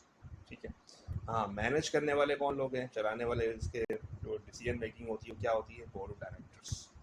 जबकि कंपनी को ऑन करने वाले, कंपनी के ऑनर्स, मालिकान कौन है? Share holders. तो ये सारे ऑप्शन रखिएगा। नेक्स्ट एमसीक्यूज में आ रहा है ये नंबर 99। ठीक है, हम लोग 100 तक MCQs करेंगे। The alternative term used for book value is dash, ठीक है ना। बुक वैल्यू का एक और नाम क्या होता है? तो बुक वैल्यू का एक और नाम होता है स्क्रैप वैल्यू। जी नहीं, ये तो नहीं है। रेसिडुअल वैल्यू, ये तो इसी का दूसरा नाम है। तीसरा है डेप्रिसिबल वैल्यू, ये भी एक अलग नाम है ये, ठीक है ना। जो और वो है alternative, different, other name, the other name of book value, ठीक है। आसान लफ्ज़ों में क्या बोलेंगे? Other name, alternative term for book value is dash. Option number लगाएंगे इसमें डी। क्या लगाएंगे? Return down value. Return down value दूसरा नाम है किसका? बुक वैल्यू का नाम, ठीक है। और क्या नाम है इसके? तो बुक वैल्यू भी कहते हैं, रिटर्न डाउन वैल्यू भी कहते हैं। एक और नाम भी आता है, उसे कहते हैं carrying value, CARRYING, carrying value, ठीक है। या फिर भी कहते हैं reduce cost, REDUCED, reduce cost भी बुक वैल्यू का ही एक नाम है। तो अभी क्या लगाएंगे? ऑप्शन नंबर डी, ठीक है। बुक वैल्यू का दूसरा नाम क्या है? Return down value. Return down value इसका दूसरा नाम है। नेक्स्ट कहते हैं, अगेन दोबारा से एक वही MCQ है, लेकिन अब की बार थोड़ा बदल के आया, डिफरेंट आया, चेंज देखिए क्या है। और ये हम लोग पढ़ रहे हैं लास्ट MCQ है 100। The alternative term use for book value is dash. Return down value कहते हैं उसको, कैरिंग वैल्यू कहते हैं उसको, या फिर रिड्यूस कॉस्ट कहते हैं, या फिर उसको जो है वो ऑल ऑफ दीज, ठीक है। तो अगर देखें, अभी मैंने बताया था कि बुक वैल्यू का एक नाम और क्या होता है? रिटर्न डाउन वैल्यू भी कहते हैं। ये भी ऑप्शन ए भी सही लिखा हुआ है। कैरिंग वैल्यू, ये भी इसका दूसरा नाम है, ये भी सही लिखा हुआ है। रिड्यूस कॉस्ट, ठीक है, ये भी इसका तीसरा नाम है। यहाँ पे क्या लगाएंगे? All of these. Option number D लगाएंगे इसमें, ऑल ऑफ दीज, ठीक है। ये हमने आज अपने क्लास में 100 MCQs कंप्लीट किए हैं सेकेंड ईयर अकाउंटिंग में, ठीक है। और इससे पहले भी हमने एक वीडियो अपलोड की थी, वो भी आपके पास पेपर्स के MCQs हैं। तो बिफोर एग्जाम्स ये सारे मल्टीपल चॉइस क्वेश्चन अगर आप इसको वॉच कर लेते हैं, देख लेते हैं, तो 100 जो आपके MCQs हैं, ये इसमें से बहुत सारे MCQs हैं, ये पढ़ के आप इसमें देखेंगे, रीडिंग करेंगे, अपने आंसर खुद मैच करें, खुद लगाएं, इसके आंसर देखें, तो आपको इसकी जो है वो इसकी प्रिपरेशन आपकी आसानी से हो जाएगी। और लास्ट में अगर इस आपने चैनल को सब्सक्राइब नहीं किया वो सब्सक्राइब कर लें, वीडियो पसंद आती है इसको लाइक किया कर लिया करें, और इसको बेल आइकन प्रेस करें ताकि नेक्स्ट टाइम आपको आने वाली वीडियो मिलती रहे। और किसी भी किस्म की अगर ऑनलाइन ट्यूशन क्लासेस या ठीक है आपको उस तरह क्लास रिक्वायर्ड हो ICOM के लिए या ADC के लिए, तो वो आप इस कॉन्टैक्ट नंबर की टेक्स्ट करके मालूम कर सकते हैं। क्लासेस का भी शेड्यूल वगैरह डिस्कस कर सकते हैं, किसी को किसी भी चीज़ के हवाले से, अकाउंटिंग में, बिजनेस मैथ्स में, स्टैटिस्टिक्स में, ठीक है, या पार्ट 2 के सब्जेक्ट्स में, या किसी की जैसे बहन भाई अगर ADC पढ़ रहे हो और उनको advance accounting, cost accounting, different accounting में अगर प्रॉब्लम हो रही हो और उनको मालूमात हासिल करनी हो, तो वो भी इसके लिए कांटेक्ट कर सकते हैं। कांटेक्ट नंबर यहाँ प्रोवाइड किया हुआ है इसके लिए।